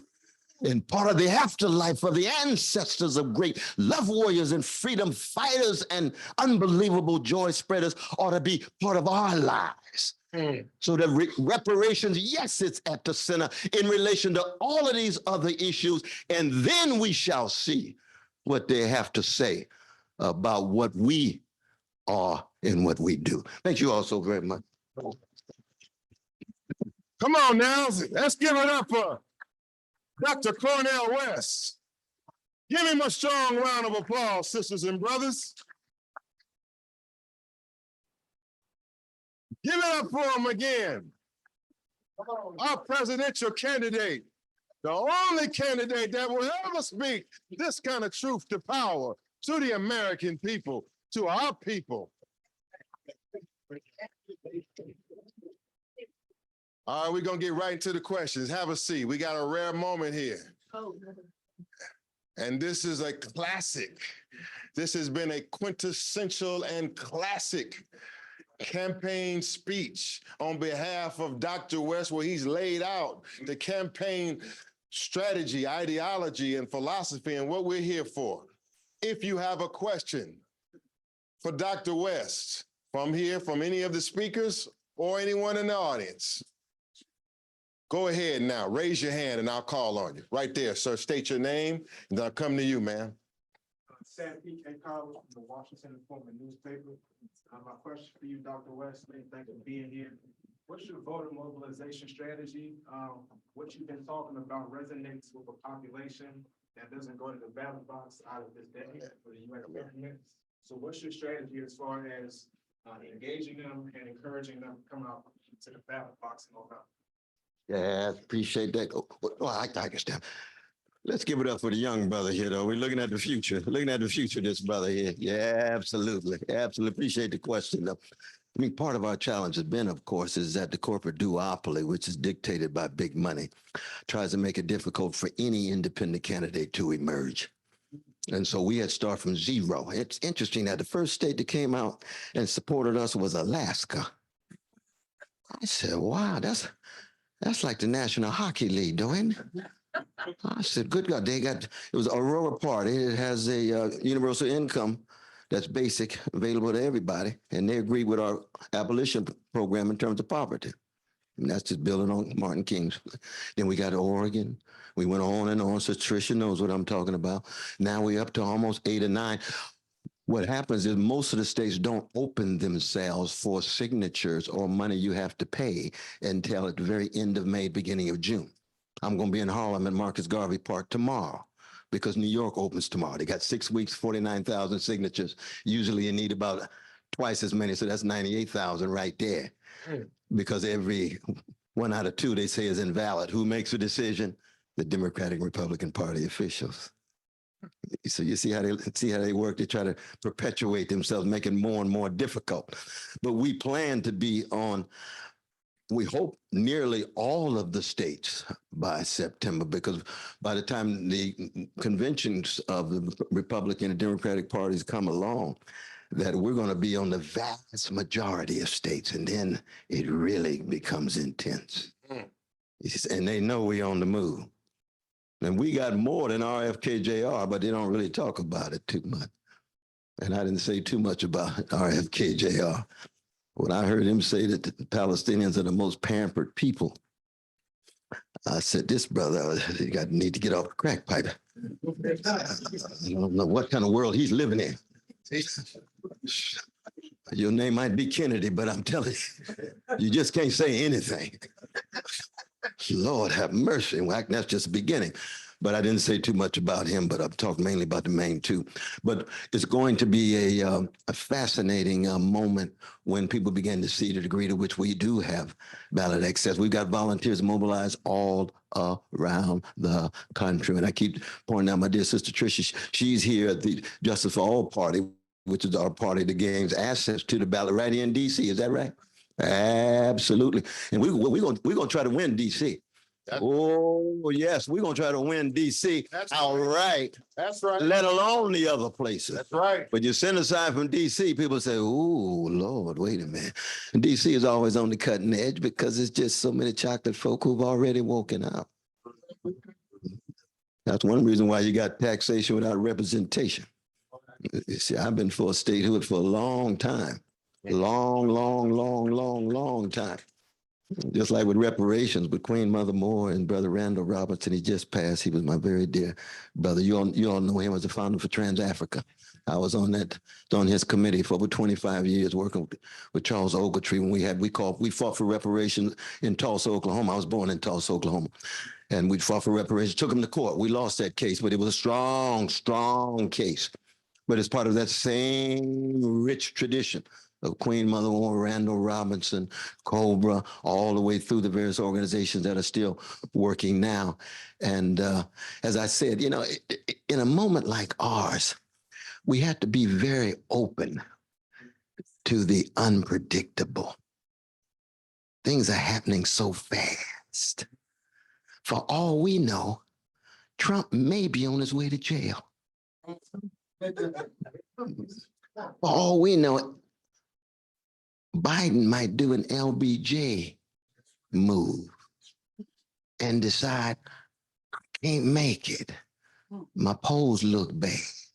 And once the money no longer comes in, then they both have to go to their B team. Now, I'm still going. I'm constant. I'm consistent. I'm going to tell my truth. It's going to go all the way through. Go ahead. How come? Because it's just not about politics. It's about the spirit. That's right. It's about morality. It's about what is the right thing. That's right. It's about putting a smile on your grandmama's face from the grave. That's right. That's right. You That's see? right. Yeah. Come on, let's give this candidate a hand in this historic forum at the National Press Club. The footage and the statements from this historic news conference is going out and will continue to go out. And they will take the quotes and the teachings of Dr. Cornell West from this event will be spread far and wide. You better believe it. And so I have a question, sir. And then I want Miss Attorney Everson to ask the next question. But I'm going to ask the first question because I hear it all the time and we want to hear it right now. Candidate West, in you attracting Black voters and speaking to these Black issues, aren't you taking votes away from the Democratic Party and helping Donald Trump? Yeah, no, I appreciate that, brother. First thing I say is do not disrespect Black people. That's right. That's a spiritual and moral issue even before you get to the politics. Because if you allow a disrespect to Black folk, you're already giving in to Machiavellian calculations. By Machiavellian calculations, I mean you only concerned with Black folk when they vote rather than when they, in all of their humanity, have to live their lives week to week and month to month. Second thing is Black people think critically like anybody else. So when you make your case and Black folks say, I'm not convinced, that means they're not convinced. That means you don't own their vote. It means that they not on automatic. All you got to do is push a button, they come running. No, we human beings who think through how we go about our lives and who we gonna vote for. And if we vote for you, we reach that conclusion on our own. You got to earn. That's it, my brother. Earn the Black vote. And earn the Black vote means what? Respect Black people enough to acknowledge we think for ourselves. That's right. That's right. See, I'm the kind of hang loose Black Baptist brother who spends a lot of time in nightclubs. Oh, I love it. Jazz clubs too. And I'm in the club and they say, Brother West, brother, we respect you, man. You've been out there for 50 years, but I don't know if I can vote for you. I said, let's sit down and talk about it. Let me hear what your argument is. Let me hear what your insight is. Here's my insight. We sit down and talk. We respect each other. And even if they end up disagreeing, and I think they're wrong, at least we've had an exchange where we acknowledge our respect. I don't go in thinking, I own Black people's votes just because I'm a Black man. Because I never, ever loved Black people in order for Black people to love me back. Love Black people because they're worthy of being loved. That's right. That's right. That's at a spiritual level. That's at a moral level. So people who disagree with me, I don't go think they the devil or demonic or nothing. I just think they wrong. And I engage them. You know what I mean? Yes, sir. And there's nothing wrong with that. But when you have a white supremacist mentality that think that Black folk have always been your puppets, they don't think for themselves. You think for them. And when they reach a conclusion that's different than you, then somehow something wrong with them. No, something's wrong with you. You haven't put a strong enough case. If Biden got a strong case for Black people, let's hear what the case is.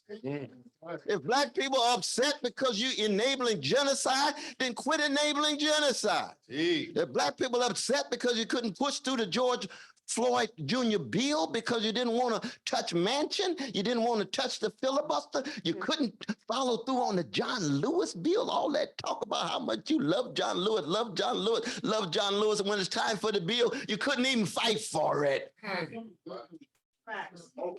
Please, earn the vote. Yes, sir. That's the important thing. No, I know it's getting late. No, it ain't getting late. No, I'm gonna stay here long. no, we just gonna get all the But tell questions. me if I'm going on too long. No, you ain't, brother. Let me tell you this. There ain't no time limits on the truth. Trust me. We've been waiting for this. Is that right? Take your water. Coming to the next question. You are here at the we're coming to you. I'll come to you after here. You're at the National Press Club. We are at the National Forum on the 4th day of the National Reparations Convention as sponsored by the Afrodescendant Nation, which is founded by the Honorable Silas Muhammad. That's where we're at. That's where we're at. No, partly by myself, but with the UN assistance and 19 other Black nations throughout the diaspora. Mr. Honorable Silas Muhammad has pointed out the fact that 19 other nations in the Western Hemisphere, Black people from 19 other nations in the Western Hemisphere make up the Afrodescendant Nation. And he in America has established this program of reparations, is spearheading the program of reparations and self-determination on behalf of Afro-descendants in the Western Hemisphere, but those that are here in America. And he comes with the authority of 19 nations and then some, okay? Okay, now I want to say something that I want Attorney Everson to ask a question, and brother, I'll come to you and others, and I'm going to come back to my elder right now. I'd like to thank Malik Zulu Shabazz for listening and introducing me to my brother. Yeah, I thank you. All right, we thank you.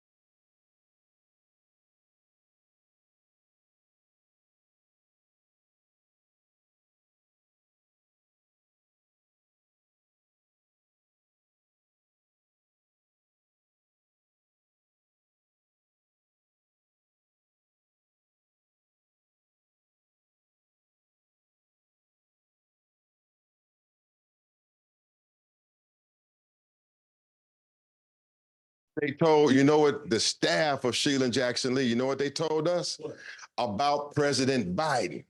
They said that when we're talking about the Federal Elections Commission, that President Biden could go beyond just the HR 40. You know, HR 40, we've been fighting for years just to get that vote in Congress. Mm-hmm. Well, they're saying now with President Biden, you could just create an executive order now for the study of slavery. Okay, and so that is what President Biden is supposed to be doing now. Well, in Sheila Jackson Lee's office, they said, well, you know, you can't pressure him. You said, hey, this is what they told us. You can't pressure him. Because if you pressure him, you won't get what you want.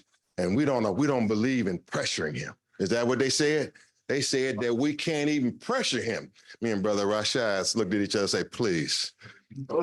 They said, we can't even pressure him. We have to talk to him and deal with him in a certain way, and maybe he'll help us. This is the environment that we're facing.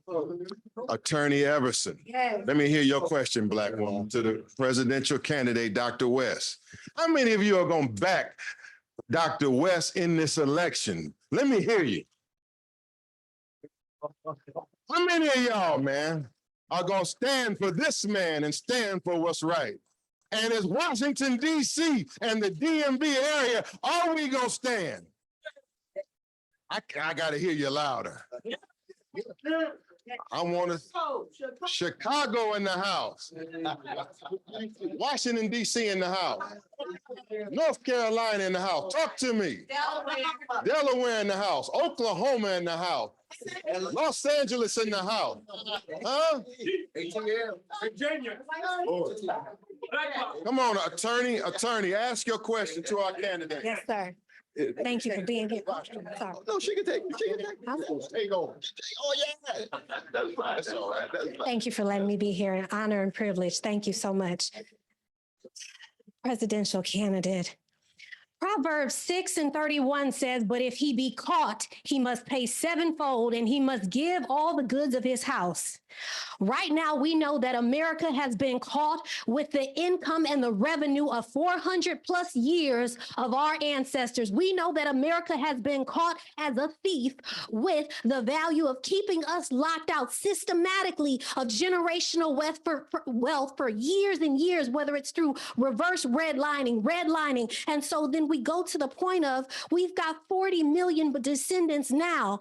Back then, they were told they would get 40 acres and a mule. If you calculate that in today's time, that brings us to approximately $5,000 to $10,000 per acre, according to USDA, or $1,000 to $5,000 for a mule. So for each person, 40 million descendants of slaves, you've got approximately $200,000 that at the very least should be paid if we're to get 40 acres and a mule. Now, of course, there's a suggestion for a study of what should be paid out for reparations. But if we don't study it, we can look right now and know that a debt is owed and a debt should be paid. Now, we were promised that 40 acres. So even if we just ask them to deliver on that promise of $200,000 per descendant of slave, my question to you is, because instead of, like you said, they've been treating us like the ugly stepsister. America's been treating us like Leah and not Rachel. Rachel was the beautiful sister, the fair sister. America's been treating us like the ugly dark sister that they keep in the back. Instead of treating us like that and asking for us to give our vote away in the way that Leah was given away, we are asking for them to earn it. So in asking them to earn it, what is it that we are looking for from reparations? What is your belief? Should we ask for a study? Do we need our payment, what we were owed? How do we go about moving the needle, and instead of dry begging and hoping that they give a little something to the ugly dark sister, that they realize we're not the ugly sister. There's nothing ugly about Black people. The ugliness and the Blackness is not our black eye. The black eye is on America. We aren't ugly people. We've been through an ugly experience. So how do we move from being treated like, and if you don't know the story, go look it up. It's in the Bible. There were two sisters. One was given away because she was a little less attractive. So how do we go from being demanding that instead of being treated like the ugly little sister in America, that we get the beautiful treatment that we deserve? Yeah, thank you, my dear sister. Absolutely. No, indeed. Now, as we was noted before by our distinguished lawyer, that a lot of Black people will make different kind of choices. I do know some Black folk who want to just leave the country. They figured, look, this place ain't gonna change. I'm going to Ghana, I'm going to Nigeria, I'm going to Ethiopia. I understand that. It's lift every voice. People make their move. But for those of us who decide to stay in the belly of the beast, I don't think we need another study. We've had enough studies. The work has been done. I was blessed to have a wonderful interview with my dear brother William Doherty on Tim Black's show. We had a rich dialogue. Doherty has been writing on this for decades and decades and decades, right? From Here to Equality and a host of other things. Was wonderful co-author to sister. He concludes it's about $258,000 for each Black person, you see. But studies is just another way of delaying. Exactly. Justice delayed is justice denied. We got to keep that in mind. The quickest thing for a politician, the quickest thing for a bureaucrat, the quickest thing for a technocrat is to call for a study. What we need are executive orders, using the bully pit, and then bringing power and pressure to bear by mobilizing the people to bring pressure on the elected bodies. That's what we did in California and other places. Charles Barron, Inez Barron did that in New York State. Those from New York know what I'm talking about. In fact, you know, their Operation Power came out and endorsed me back in December. And I've been blessed to know them and work with them for 40 years, going back to the House of the Lord Pentecostal Church on 415 Atlantic Avenue, Reverend Herbert Daltrey, the National Black United Front, where we used to teach in Timbuktu. In fact, Tupac Shakur with his mother, Finney, God bless both of them, used to sit right on the front row with Charles and Inez and myself. And that's 40 years ago. It's part of the same tradition. Trying to be true, trying to bear witness, trying to be a witness. So my suggestion would be no more studies, time for action, time to move on the ground, national reparations. We're going to be there tomorrow morning in front of the Wells Fargo Bank. How many going to be there with us? How many going to be there with us? We're going to be right there. We're going to hit the ground. What's that? 444 North Capitol and E Street, right down the street. North Capitol and E at 9:00 a.m.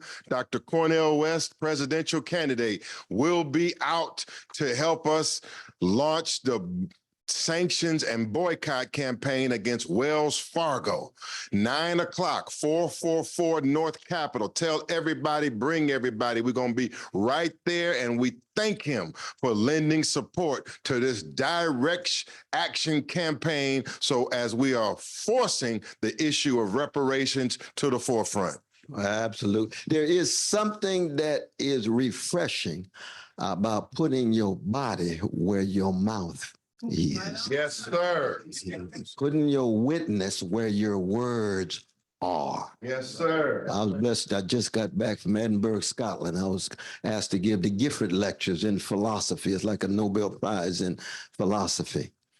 And it was called a jazz-soaked philosophy for our catastrophic times, from Socrates to Coltrane.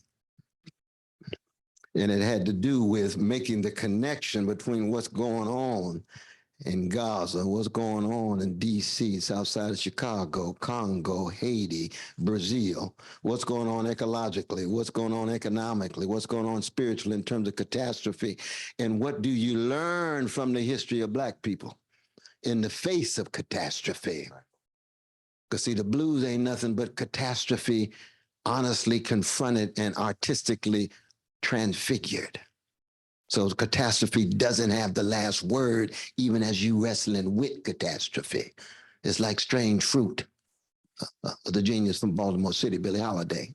She's singing about a catastrophe, not a problem. She's singing about lynching, American terrorism. But she transfigures it to give us strength to confront it so that we're not overcome by it.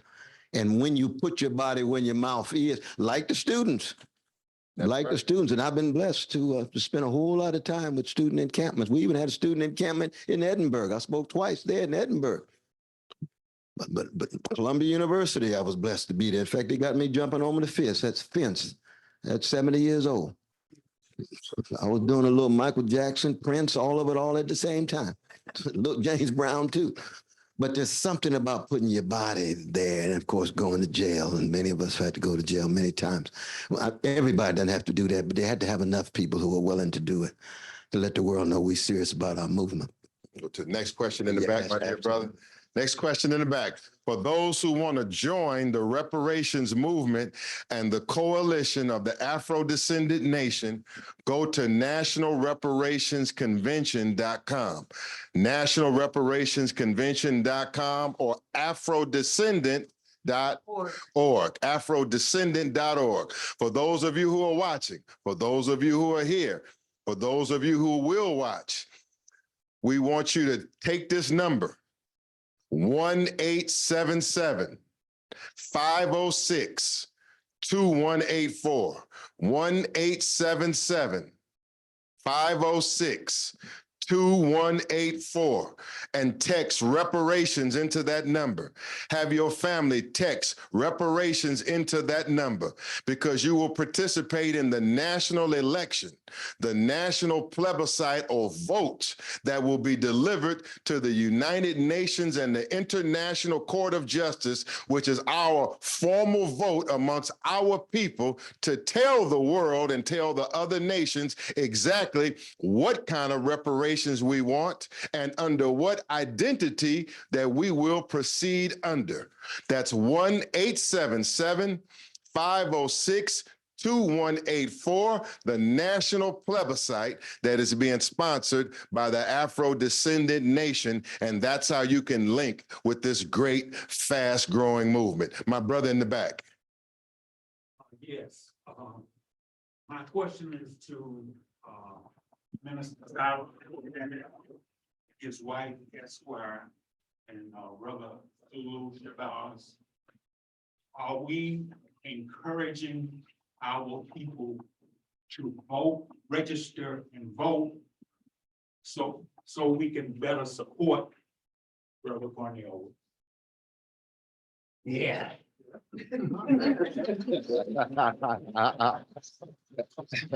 You want to hear it again? Yeah. He speaks for me, and I didn't even know he was going to say that. So I think that was it. That's a clear answer, and to back him up, in Message to the Black Man, the great book of the Honorable Elijah Muhammad, he says, he gives an instruction. He say, put the Muslim program to Congress.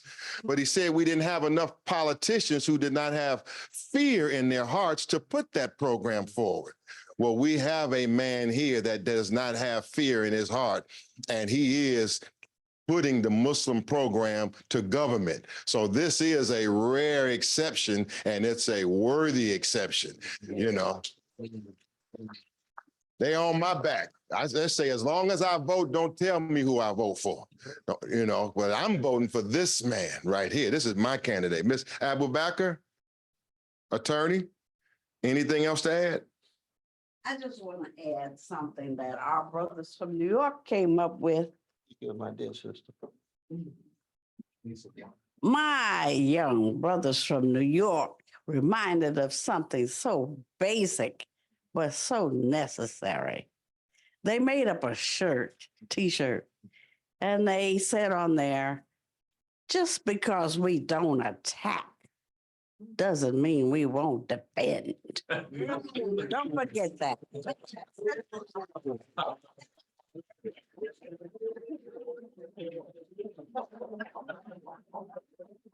Good God Almighty.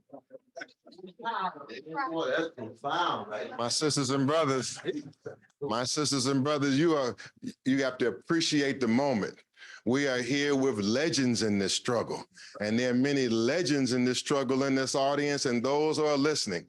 But this is the strongest body of leadership that is out here in the public, anywhere to be found in the bounds of America. They up here in this room right now. There ain't no black people this strong out here, but they up here in this room right now. And they were on the screen with Melina, Abdullah, and we are their representatives. Come on, we'll take some more. Brother Gladell Reese in the back, then Brother Taboo, or Brother Gladell, Sister Queen. Truth Bay. Sister Queen, Truth Bay, Brother Taboo, then I come to the sideline, and we hit it fast. Come on, in this form. Come on, brother. My question is for Cornell West. Cornell West, you've been at all the candidates, you have stated that the situation Ghana is genocide. I want to know that when you elected president, will you speak on a genocide that's taking place in the United States and throughout the world? This genocide, let me see. This genocide is being taken place because is not being talked about because the perpetrators are brought on this genocide. Wait a minute, Take your time. Take your time there, man.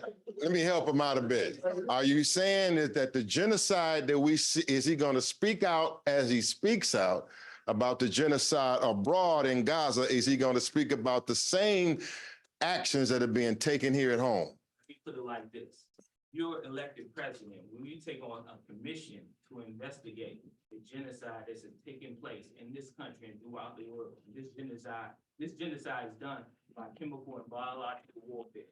Vaccines that we have been taking, the after effects, people are suffering pericarditis, pericarditis, blood clots, illnesses. All these side effects that's happening with these vaccines. Will you investigate the pharmaceutical companies and the corporations that make these people get these vaccines and the side effects that's carrying on our people? My brother, I'm glad we waited for your powerful question now. Oh, indeed. You got a brilliance, though. We're looking at the future when we're looking at our brother right here. We're looking at the future now. Very much so. But remember when I said I had to be, and I want to be, and I will be morally consistent. I'm against genocide in all of its various forms. The levels of police murder that has been taking place year after year after year after year. And then at the same time, the levels of infant mortality for Black women and Black sisters. These are two aspects of what one could view as genocidal attacks over time of Black people. That's what Paul Robeson, W.B. Du Bois, and William Patterson said when they went to the United Nations in 1951. Reverend Herbert Daughtry went in the 1980s and said, we charge genocide of Black people. That had to do with the crack cocaine. That had to do with the unbelievable unleashing of drugs in Black communities with the guns. And then, of course, turning on each other, feeling rootless, no connection, no love, not deep enough love and so forth. So absolutely, yes. But I would say the same thing about Congo. I mentioned the Congo, my brother. Crucial. But the crucial thing is not just studying it, but stopping it. You see, how do you stop it in Gaza?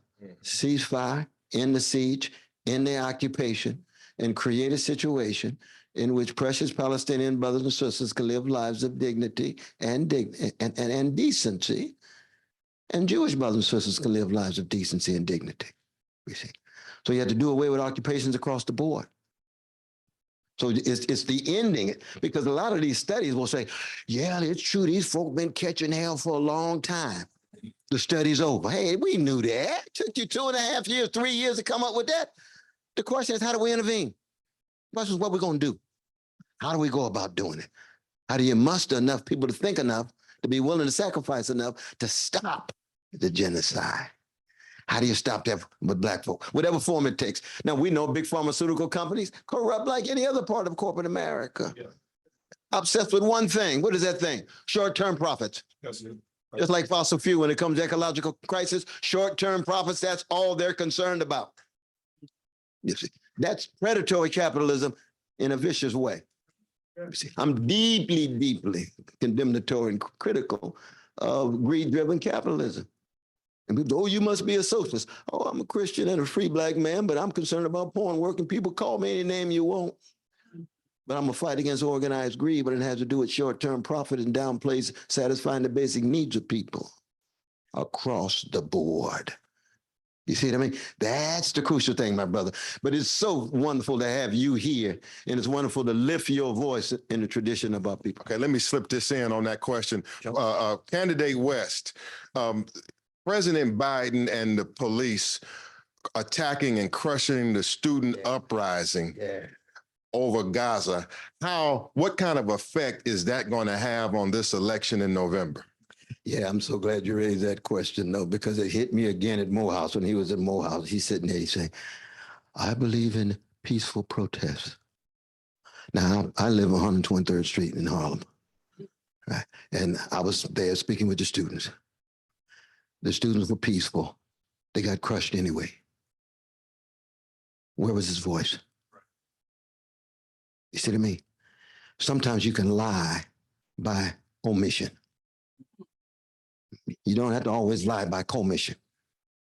Some lies are explicit, some lies are implicit. You say you're for peaceful protest. People peacefully protest and they get crushed and you don't say a mumbling word. That's what happened. That's what happened across the board with our young folk of all colors. And many of them Jewish brothers and sisters, Palestinian brothers and sisters, so forth. Young folk not taking this stuff no more. And you watch and see what happens in Chicago. Where's my Chicago sister? There she is, Chi-Town. That's it. That's Curtis Mayfield and the Hutchinson sisters of the Emotions. And we ain't got the Chaka Khan yet. That's Chi-Town, that's Chicago. Some of y'all old enough to remember the Shy Lights. We're gonna stop. That's Eugene record. We're gonna stop now though. But Chicago this summer, you watch these young folk come out. Yes, they will. Oh, it's gonna be. I'm gonna be right there with them too. Oh, because they're hungry for the real thing. This little superficial stuff that they push it aside, and this is creating, unfortunately, a deeper generation divide in the country and in Black America. Did you notice at Morehouse that the older alumni were the ones who were given the heavy applause? And the younger folk just trying to be decent, just give them a little small. And I understand the young folk. Let me just throw this out. Threaten it. Because that's exactly, it puts so much pressure on them. And I deeply understand this, that if they told my grandmama, who loved me to death. Oh, I don't have a language for how much she loved me. And she said, honey, I want to come to your graduation. I want to just be there. Tears of joy flowing down my face when you get that diploma. And then the president says, if anybody makes any noise in protest, we're going to shut that down so grandmama will be robbed of that experience. I would be divided because I want to bear witness to justice. But I tell you one thing, justice that's only justice soon degenerates into something less than justice. If justice is not grounded in love, it ain't gonna last too long. And I got love for my grandmama, and ain't justice whatsoever. So I would be twisted. I probably want to protest all night before and then open up the place for grandma to walk in with her dignity and say, well, let me see my child walk on the stage after all these years of sacrifice. So the president puts this pressure on, and it was a tough thing. Is that fair, my brother? No, sir, but I'm familiar with it from Howard University. I'm familiar with the pressure, and I understand. It's a tough thing. Okay, Sister Bay, come on. First of all, I want to say thank you for running. I'm actually a volunteer for Justice for All in LA. Oh, Yes, Mark Ridley Thomas, I know you. brother Mark, love that brother. So I wanted to say first of all, once the bank, yesterday I was able to speak concerning Haiti. I'm representing Haiti, actually as ambassador, and to add Citibank to that accountability, because even to this day, Haiti is paying the Bank of France through Citibank. So reparations, again, hard for dying for that, and whatever I can do to support your campaign. When you become president, not if, when. We want to support with the young people behind you 1,000%. I want to say thank you again for the work that you're doing and the work you continue to do. We're gonna be right beside you on that. So my name is Dr. Truth Bay, by the way. Dr. Truth Bay, let's give her a hand. We'll take a couple more. I got Taboo in the back on the wall. Then I'm coming with Minister Akbar in a minute. All right, Mr. Taboo. Sir, here's the West. Got a Otis Redding question. Security, economic, the border, and sovereignty. Economic. What about the fragility of our sovereignty? Yeah, those are three massive questions, my brother, and I appreciate them very much so. If we begin by talking about just the economics. I partly suggested when I talk about disinvestment from military, reinvestment in housing and healthcare. Healthcare as a right, housing as a right, job as a living wage as a right. That's a redistribution of wealth downward. I got that. The central bank digital currency, which I think is going to put us all into real economic slavery. Are you familiar with it?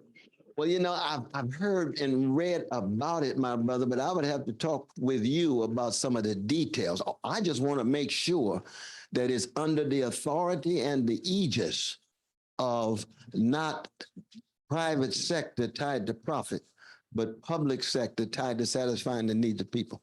That would be my general principle, but I would talk to you about the details. Now, about the border, though, an important thing, when we talk about the border, it's fascinating to me that we only talk about one border. Nobody says anything about the Canadian border. It's been open for a long time.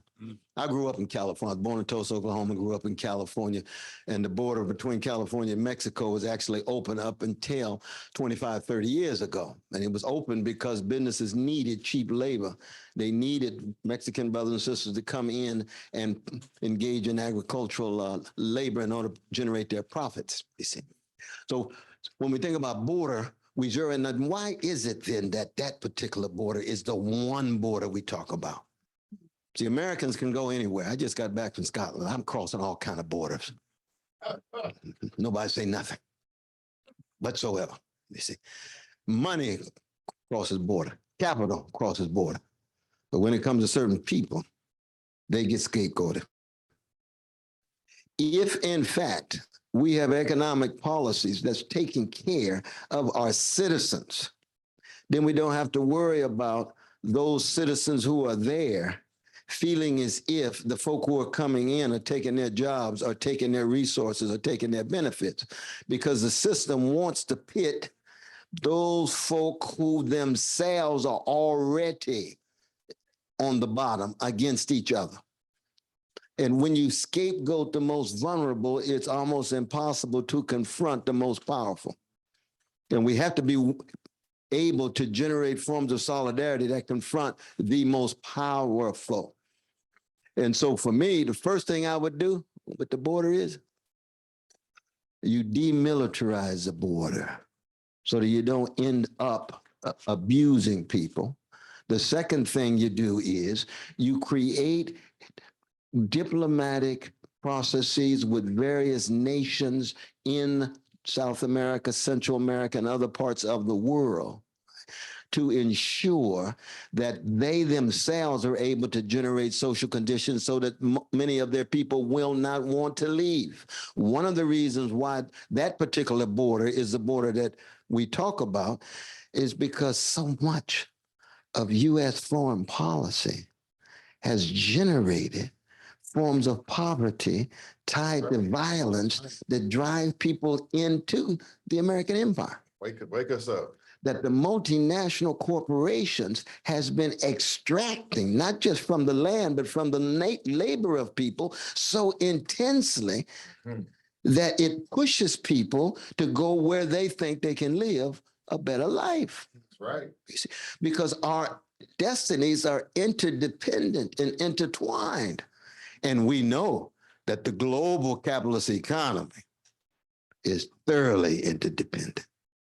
That's true in the Congo with the resources that they're trying to gain access to. Sister talked about Haiti. How do we create conditions under which there is genuine Haitian self-determination with an independence that's not cast as dependence on France and its banks? Because they've never, ever forgot of the magnificent courage and vision of the Haitian people that broke the back of barbaric slavery in the latter part of the 18th, early part of the 19th century. And they tried to make Haiti pay so that the rest of the world could see, especially Black folk. Especially Black folk. And I know I'm bouncing around, but this is the framework in which I would generate it. You had a third point. What was that third? Sovereignty. Has the U.S. lost its sovereignty? Who controlled by international? Oh, no, but I mean, the permanent government of any capitalist society is the economic ruling class. And the politicians just circulate. Just like the same is true with mayors. You can have all the black mayors you want in the world. But the permanent government of any city is big business. That big business pull out, the mayor can't do nothing. The governor, all the different governors you want. Big business in the government. See, in the capitalist economy, the politicians are circulating. They're not reigning. The rulers are ones who have the big money and the ability to call into question people's living and livelihood. How are you gonna fight that? You fight it first by putting the spotlight on it and tell folk, this is the way in which you're being subjugated and exploited. Now, of course, when they do that, immediately they try to kill you. That's why we don't believe in one voice. See, thank God the anthem of black folk is not lift, isolated voice.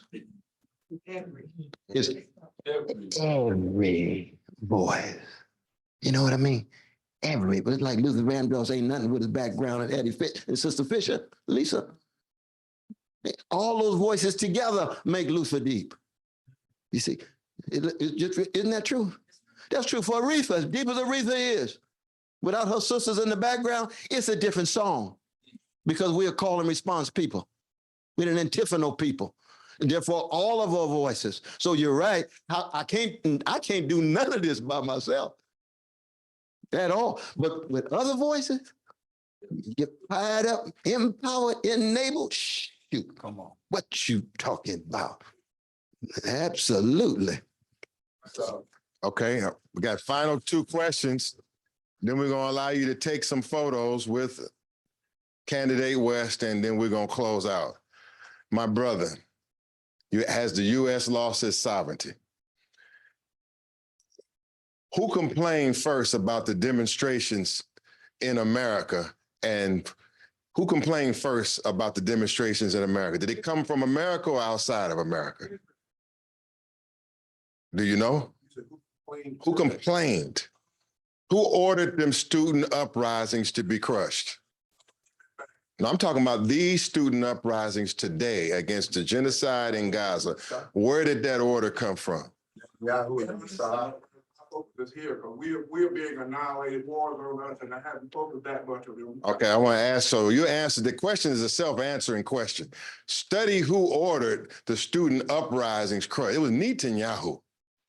When he said they had to go, when he said the demonstrations had to be shut down, it came then to the White House and the police to shut it down.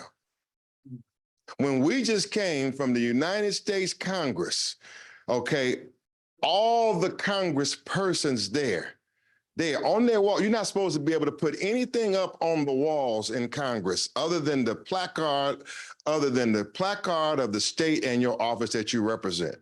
Okay, so when we walked through there today and they all said, all of the signs said, we stand with Israel. Okay, they didn't say we stand against murder, against genocide, we're for human rights. Okay, so you're asking, has the sovereignty been compromised? But I won't go any further. You know who runs this. I feel we the people need to make sure we all know. Okay, but this is in order to for all people to be conscious of the answer to your question. There's only one man out here right now that can get that message out, that has the ear in this election, that can tell you that America has lost its sovereignty, okay? So final 2, and then we'll take some photos, but I got to come to the left, then I come back here.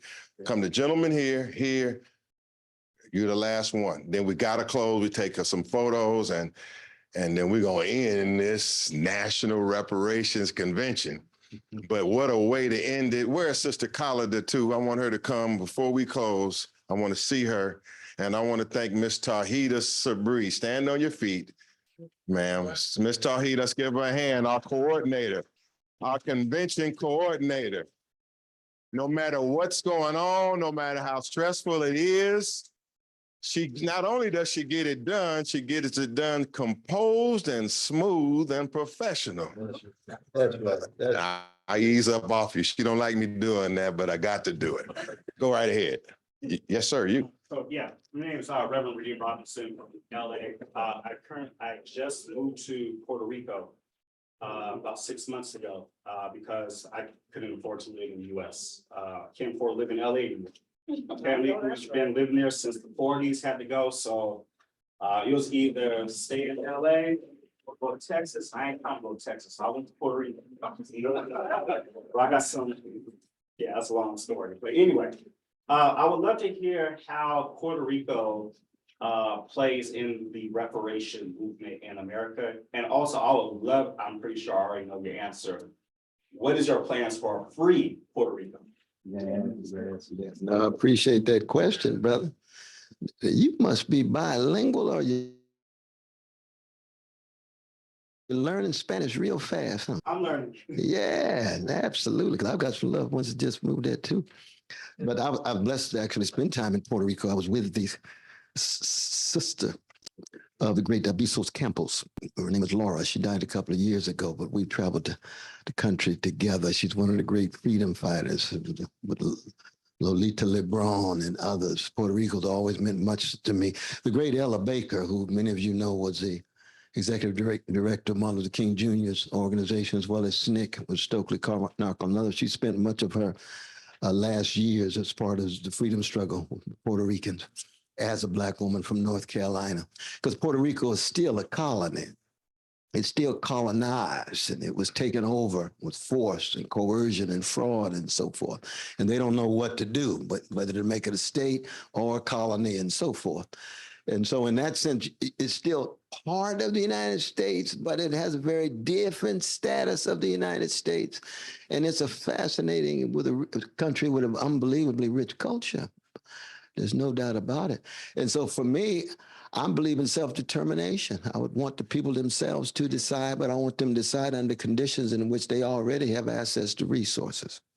So when I talk about disinvesting from military and satisfying basic social needs of American citizens, that includes even those who have a colonial status but have a connection to the American empire such that they would have access to the benefits. Why? Because they're paying taxes too. Just like Washington, D.C. Taxation, no representation. Still, Puerto Rico has its own similar version of that, you see, very much so. I also should say that I've been blessed to spend a lot of time with the Afro-Latin jazz tradition. My dear brother Arturo Alfaro, you know, we did the album on W.B. Du Bois. Won a Grammy 2 years ago. Actually, it's called Four Questions from W.B. Du Bois. I did spoken word, and they did all Afro-American Latin music. You see, why? Because the greatest modern tradition in the whole world is the Black musical tradition. That's right.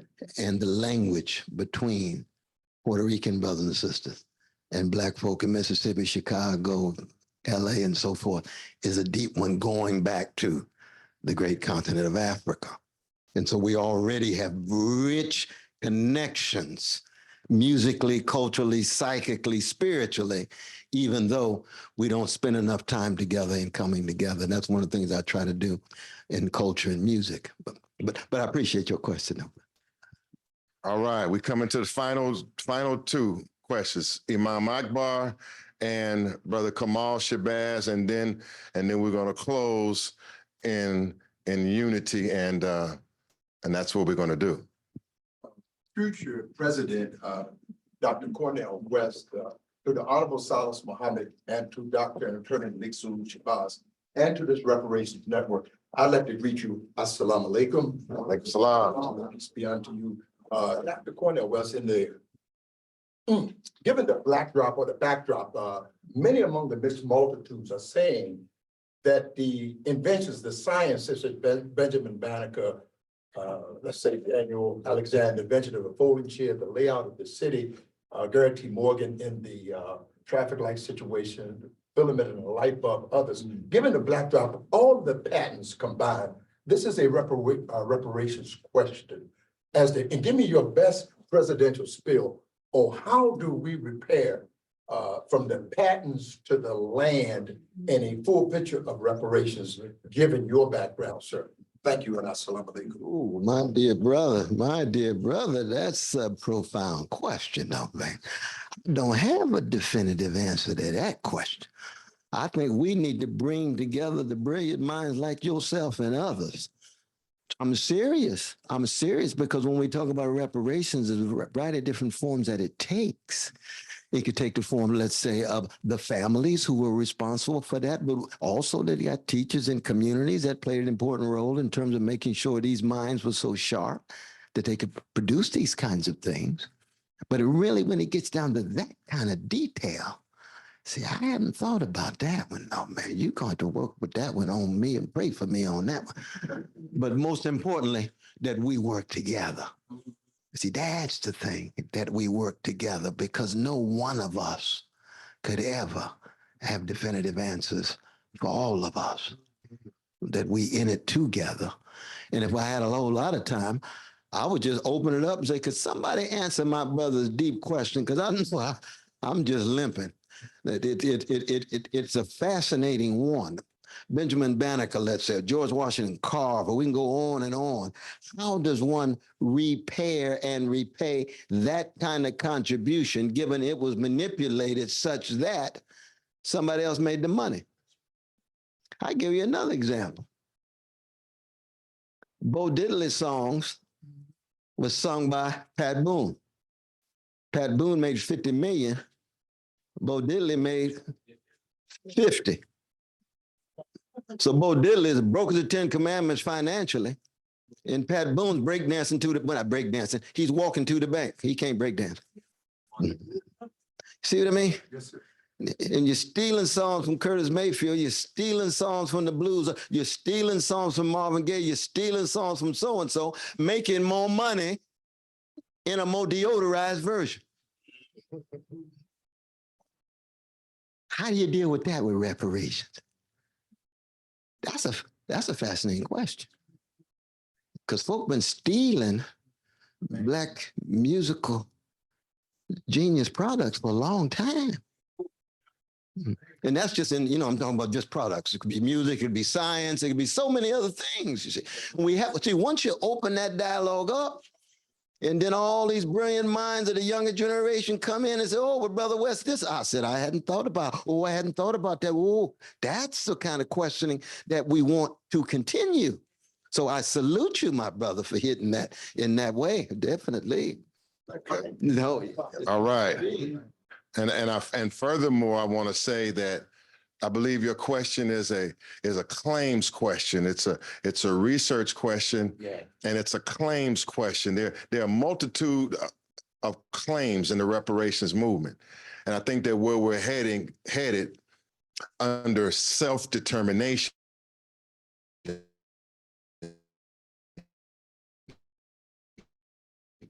is that we're not or the federal government to research and document our claims. Our reparations movement must document its own claims, establish its own damages, its own facts as we move forward. We can't be relying on begging for others to study reparations. They must do it, but we have an obligation to assess all of those robberies for patents and other genius that Blacks have created. It's on us to organize and present our claims, and that's part of the work of the Afro-Descendant Nation. So your question is a good question. We're coming to the last question. I think Pastor Victoria is going to sing us out of here. I think, because Dr. West is a spiritual man, so I think we're going to lay hands on him as we close. We're going to lay some hands on him because we can't underestimate what he represents in this hour and the threat that he represents in this hour. So we're going to, as you're going to sing us out of here, and then we're going to give y'all a chance to get some photos, and then we're going to rest this mighty convention. Last question, the great MMA fighter and our great brother, Kamal Shabazz. And before that, I want to thank our assistant, my right-hand helper, a great helper in Black Lawyers for Justice, and a great asset to the Afrodescendant Nation, Honorable Khalida Ramala Bastet. Remember this, all of the details of everything that we're going and all of these strong men you see, it's always a Black woman that is behind everything, paying attention to the details and oftentimes not getting the credit, and they should get the credit, and we honor you, and I honor you. I honor you, and I love you, and we love you. Come on, y'all can stand. She's been standing for us and me for years, and whatever you see Attorney Shabazz doing, Sister Khalida will be behind it. Honor you. Honor you, man. We won't make you smile, though. If you cry, it'll be tears of joy. All right, so a couple of steps, then we're going to leave out in dignity and in spirituality, because this is a great event. Give it up. I mean, this is a great event. Okay, Brother Gabe, you straight in the back. All right, now don't mess that tape up. You gotta shout out Brother Mental. He said, excuse me, where's my shout out? Give Brother Mintu, our, not graphic man, it's just our tech man, everything man, Brother Mintu. He's broadcasting right now, Artifacts Clothing. Artifacts Clothing. They give him a strong hand. And everybody out there, Minister Najee, the Chief Minister, Brother Imani, who's on the front line. Nubian scholar in the audience here, the legendary from the Defiant Giants in the audience. All of the legends are up in here. All right? Man, hey, go ahead, brother. Come on. Spoke about claims that we're laying out during this reparations front that we're on. And there seems to be a little confusion about a plebiscite. So I want to see if we can get clarity on that. What the plebiscite is about, why it's important before the campaign, before the election day and during this campaign. Yes, brother asked a question about the plebiscite. The plebiscite that the Afro-Descendant Nation and the reparations movement is pushing. The plebiscite, which is an election of the people upon an important issue that must be decided. That's the essence of a plebiscite. It's a vote amongst the people for an important issue that we must decide. And so what we're saying that this national election is important. It's obviously important, but also the issues that are important to us, we have the right and the duty and the self-determination to take our own vote, to take our own election and to use it for our own purposes. And so our diplomats have returned from the United Nations in Geneva, Switzerland just a month ago. Governor General Ishmael and Cam Howard was there. Brother Safiwe Baleka, who may be watching, he was there. We have in the international courts that are dealing with reparations, they are all looking for us to give a formal consent, a formal vote as to the question of what reparations, do we want reparations? What type of reparations we want, and what type of identity that we will pursue reparations under. The nations of the earth want to know this, and the powers that be want to know this, and we have determined that we are going to unite and deliver that vote. So when I'm giving out that number, 877-506-2184, and saying text reparations, that is a vote that we're taking amongst the masses of the people. We're trying to eventually get 1 million votes. And it is a very important weapon in the struggle, and it's also an important organizing tool. Every vote that we get is also a registrant in the reparations movement. It's a contact in this movement. And so it's self-determination. It's us saying that the issues that are important to us, in this case, reparations and self-determinations, that we are going to organize and take that vote and use that vote for what we need it for. Okay? Is that understood? A plebiscite is a vote. And we can't just vote when America says this is what you must vote for and how you must vote. We're self-determining people. We're taking our own votes and we're going to take our destiny into our own hands and we will not give up. That's what we're saying here. My sisters and brothers, rise to your feet, please. Pastor Victoria, come on down. I want everybody to grab some hands here. I don't think the Honorable Silas Muhammad, he doesn't have to, don't put him on his feet. Don't put him, but lay some hands on him. Somebody come on, Pastor. Everybody lay some hands on each other right now. And come on out here in the center. That's our candidate. Come on out. Come on out in the center, Dr. West. Come on out in the center. Hold on. Come on out, Dr. West. Come on, y'all grab, everybody grab in. Everybody touch somebody. Touch somebody and grab somebody.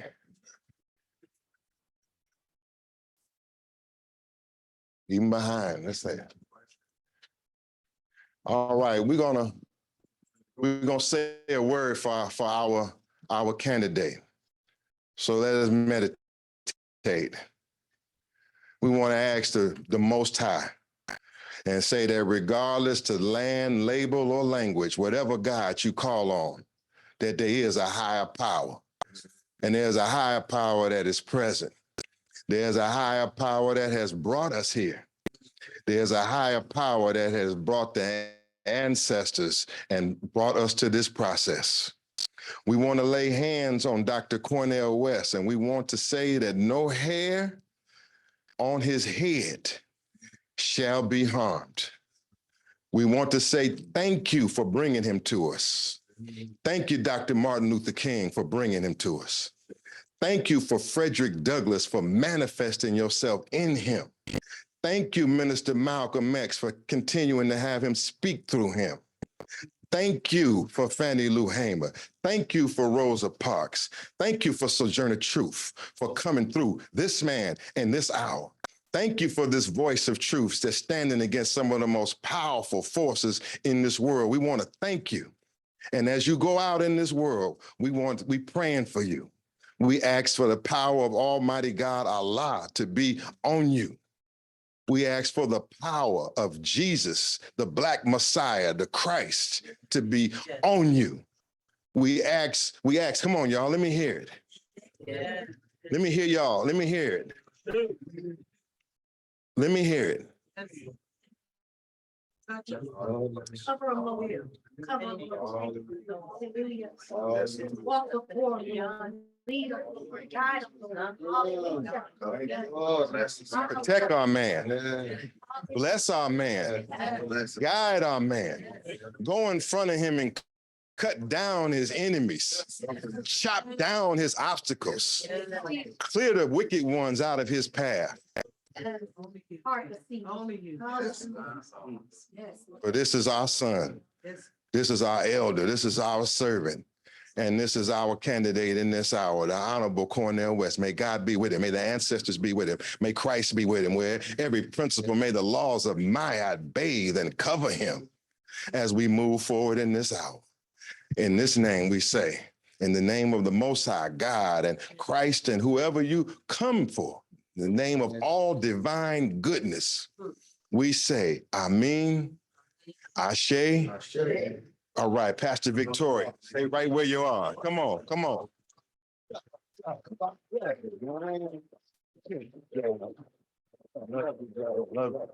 I lay hands on him and come on, stay right here. Stay here in this moment. Shh. Stay here in this moment. Come on to our elder, the Honorable Silas Muhammad. We're gonna lay hands on him. We want to thank him for his years of service. Yes. We want to thank him for standing up for the Honorable Elijah Muhammad. We want to thank him for going through the tough times when people didn't understand him, when people didn't believe him, when people didn't know what he was talking about. We want to thank you in this hour for keeping him with us. Give him more years with us. Keep more blood pumping through his body. Keep his mind sharp and keep the will of the people flowing through him so he can keep on going. We thank God for him, and we want him to have all of the blessings that he deserves and desires. We thank Master Farad Muhammad for him. We thank the Honorable Elijah Muhammad for him. We thank all of the Muslim pioneers that have went on and gone on. We stand and honor one of the great pioneers of our time, the Honorable Silas Muhammad. Thank him and thank his wife. And thank all the other leaders here, Brother Rashad, Cam Howard, every other freedom fighter up here. That God be with us. And I'm going to say also, protect me. As I... You better throw some on me while we in this hour. Huh? Yeah. We want some justice. What do we want? And when do we want it? What do we want? And when do we want it? And we got to have reparations. What do we want? And when do we want it? Pastor Victoria, come on, get it. All right. Take your seat for a quick moment. No, you understand? All right. Stay on your feet. Stay on your feet. Okay. Oh. The conductor says stay on your feet. I'm going to change it up just a little bit because it's the song. And my brother said the word own multiple times. So I'm going to honor in this song our ancestor, Billie Holiday.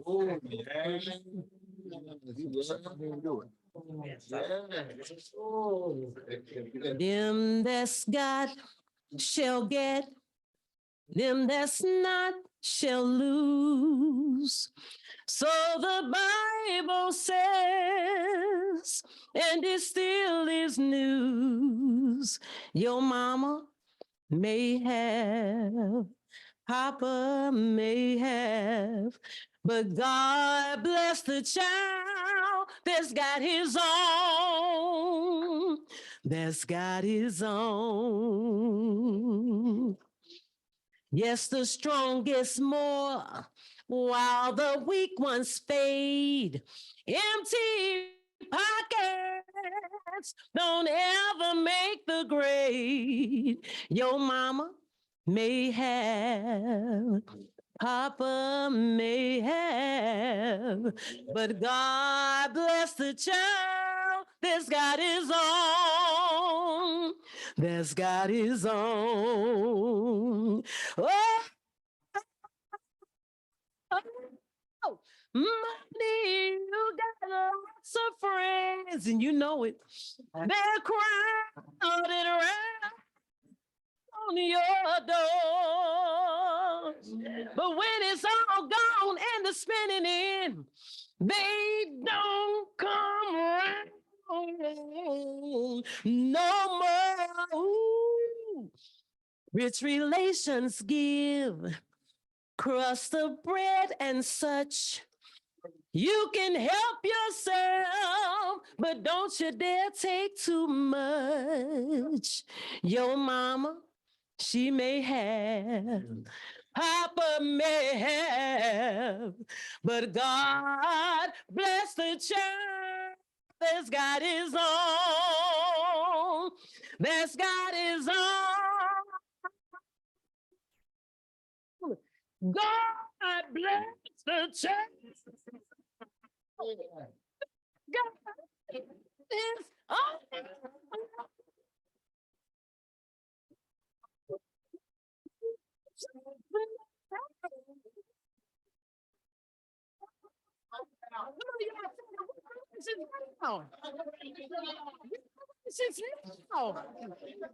reparations right now. All right, come on, give yourself a hand, and brothers and sisters. Give yourself a hand at the end of this National Reparations Convention in this historic presidential forum. All right. All right, now if you want to take a picture, just line up so we don't just have chaos. Just line up. We're going to push the rostrum back and y'all come on down and you can get your photographs.